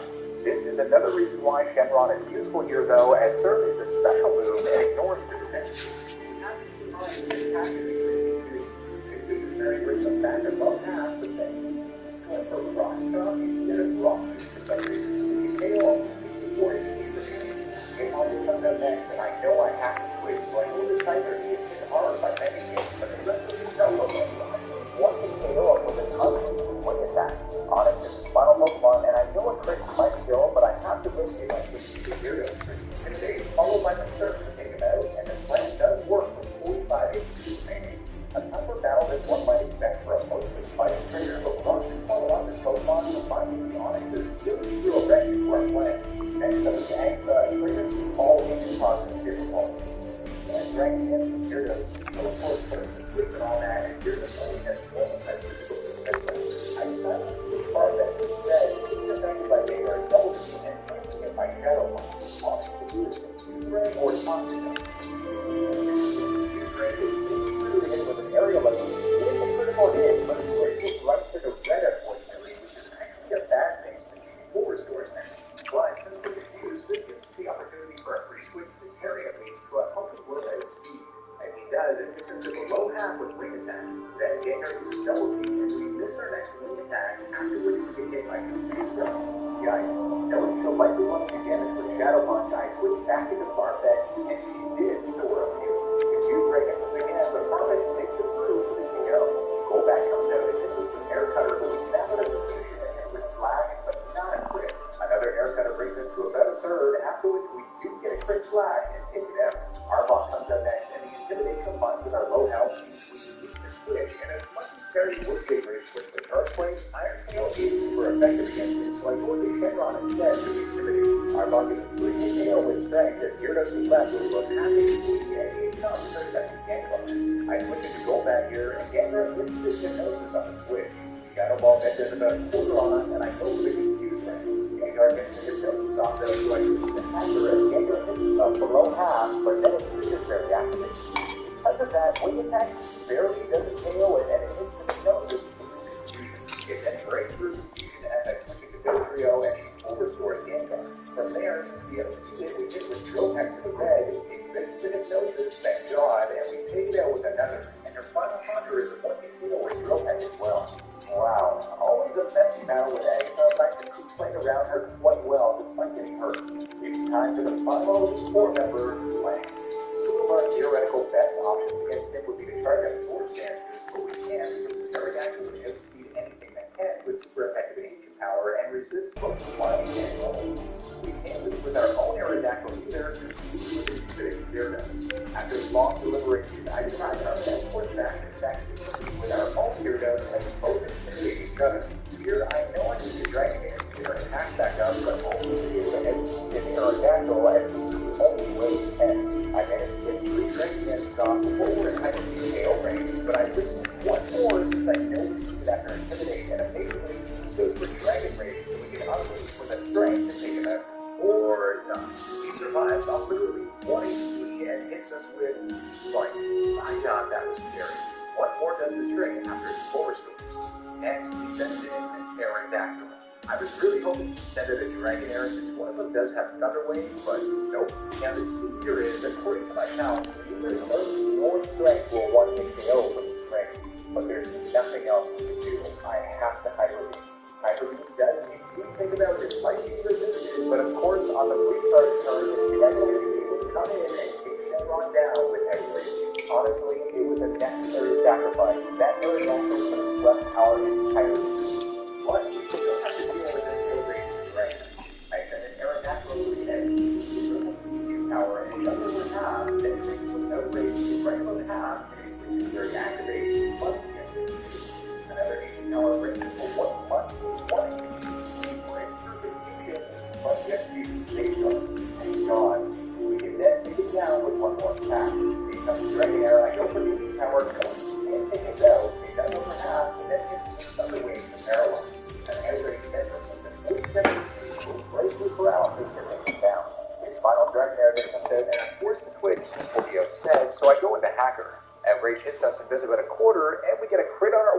to take it down. Well, we lost Shenron, but that could have gone much worse. It's champion time.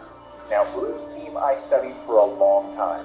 No longer having Gyarados is not good, and I was thinking leading with Farfetch could be an option for Kenai against the Sand Attack Pidgeot so we can charge up Swords Dances, but thankfully, Farfetch's speed is too low, so we can't set up a sweep, and our only other Swords Dancing option is Scyther, who's weak to Pidgeot, Rhydon, and Intimidate Arcanine.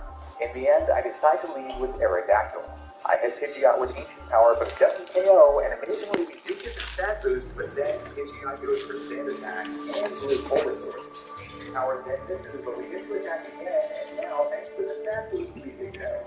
But then, of course, Blue sets him last week. This thing now has Hydro Pump and Decision Fairy, and since our accuracy is lower too, there's no way we can stay in. I really get to go back, and it seems last week this is his first Hydro Pump, so I knew it was Spray, but then his Spray gets some. He gets a couple of drains, then he uses Lightning Hydro Pump through Confusion, and it nearly takes us out with just 15 HP left. Holy. Our Oranberry is not very helpful here. I noticed nothing can switch in, so I go for Baby Drain, hoping to fight in, but incredibly he goes for a fight, so we get another attack off after the Silver Fairy, but then another fight finishes Golbat off. He will never get Crobat now. Now here I know we need a lot of speed to win battles, so I send in our slower Farfetch after doing house, knowing that even if he takes a Hydro Pump, we will survive. And he doesn't need that we lose with just 25 HP afterwards, he flash takes him out. He comes right on, and there's of course nothing I can switch in, so I go for Sand Attack, and he gets a rock to nonetheless to take the thing out. Rest well, sweet prince. With the lower accuracy, I'm willing to risk setting an Aerodactyl now for Earthquake since we really have no other options. And Earthquake does over half, he misses the 80% Rock Tomb, and we can take him out with another. He sends in Alakazam next, and we outspeeded it with Ancient Power, but it survives, and we don't get the boost. Afterwards, he gets us to below half with Psychic, then we can KO him with 3 more after 2 full restores, but none of them get the boost. A single boost would have won us the battle. Damn. In comes Exeggutor, and knowing this thing is bulky and Baby Drain is neutral on us, we have to switch into Scyther who's quad resistant. Exeggutor went for Split Powder on the twist, but it missed. He hit it with Wing Attack, and then lands a Split Powder, but thankfully he can't do too much damage on us with Egg Bomb, and we take it out after waking up. His final Pokemon is Arcanine, who immediately comes in with the Intimidate. There's really nothing I can do here, so I just go for a Wing Attack. It does not much at all. Then Hacker gets taken down by a Flamethrower. Here I send in Triple B to get good damage off with Drill Tech. He hits the Flamethrower, and then uses Extreme Speed to outspeed us and take Dodrio down. Our team has gotten absolutely ravaged, but it's time. Aerodactyl resists Extreme Speed anyway, so he was the perfect Pokemon to keep alive. Ancient Power outspeeds and takes him down. Wow, that was a wild battle. A big mess, but we guaranteed the win by keeping our faster Pokemon alive and specifically Terry. Amazing. We beat a Fire Red Hardcore Nuzlocke with nothing but flying type Pokemon. Let's go. If you enjoyed the run, If we don't do what you guys do, you'll be like this forever. we're on an adventure to turn the past back. Pennsylvania Transformation. Watch now. Exclusively on Prime Video. For those of you who have been around my channel for a little bit, you'll know we've done a series of really difficult Pokemon challenge runs in the past, but typically they've involved using a singular Pokemon to beat the game. A few weeks ago, an idea dawned on me. What if we could make the game just as difficult as solo runs, but with a full team? What if I also stream the playthrough on my Twitch channel so the community can come along with the adventure? I felt like that could be a lot of fun, so we decided to take on Pokemon Fire Red with hardcore Nuzlocke rules to see if we could beat the challenge. Due to the popularity of certain Nuzlocke videos, like those from Jaden Animations, I feel like most people know what a Nuzlocke is by now. Basically, it's a type of playthrough using self-imposed rules to make the game harder, usually involving 2 fundamental rules. If a Pokemon faints, it's considered dead and must be permanently boxed or released, and only the first Pokemon encountered in each route or area can be caught, usually excluding legendaries. Oh, and you usually have to nickname your Pokemon just so that the personal connection makes it that much harder when they die. However, there are a few additional rules that can be added to make the run truly hardcore. Namely, no items can be used in battle, held items are allowed though, party Pokemon levels are limited to the highest level Pokemon of the next gym leader or Elite 4 member, and finally, the battle mode must be put on set at all times. This means that instead of being able to switch Pokemon like most trainers send a new Pokemon in, their Pokemon will come in whether you're ready or not. These additional rules make a playthrough much more challenging by getting rid of things that other such as healing or establishing items, over-leveling, and preemptive switching to something that you know can handle whatever Pokemon is being sent out. But with that said, let's get into it. My name is Soul Spectre, and welcome to the Fire Red Hardcore Nuzlocke. After naming our rival Jim Bob, what an absolute classic, I decided to choose Bulbasaur as our starter. Not only is it my favorite Kanto starter, but I also feel he'll be useful early game as things can get crazy real quickly with the first few gym leaders if you don't get the right encounter. Bulbasaur's line definitely isn't quite as useful with some of the gym leaders, but I figure by then, hopefully we'll have some good Pokemon that'll pull us through. Also, yes, his name is Bulbasaur. You can blame Twitch chat for that one. The first rival fight is always nerve-wracking in a Nuzlocke as you can very well lose the run right away, but thankfully Bulbasaur pulls through with just 4 HP remaining to give us our first win.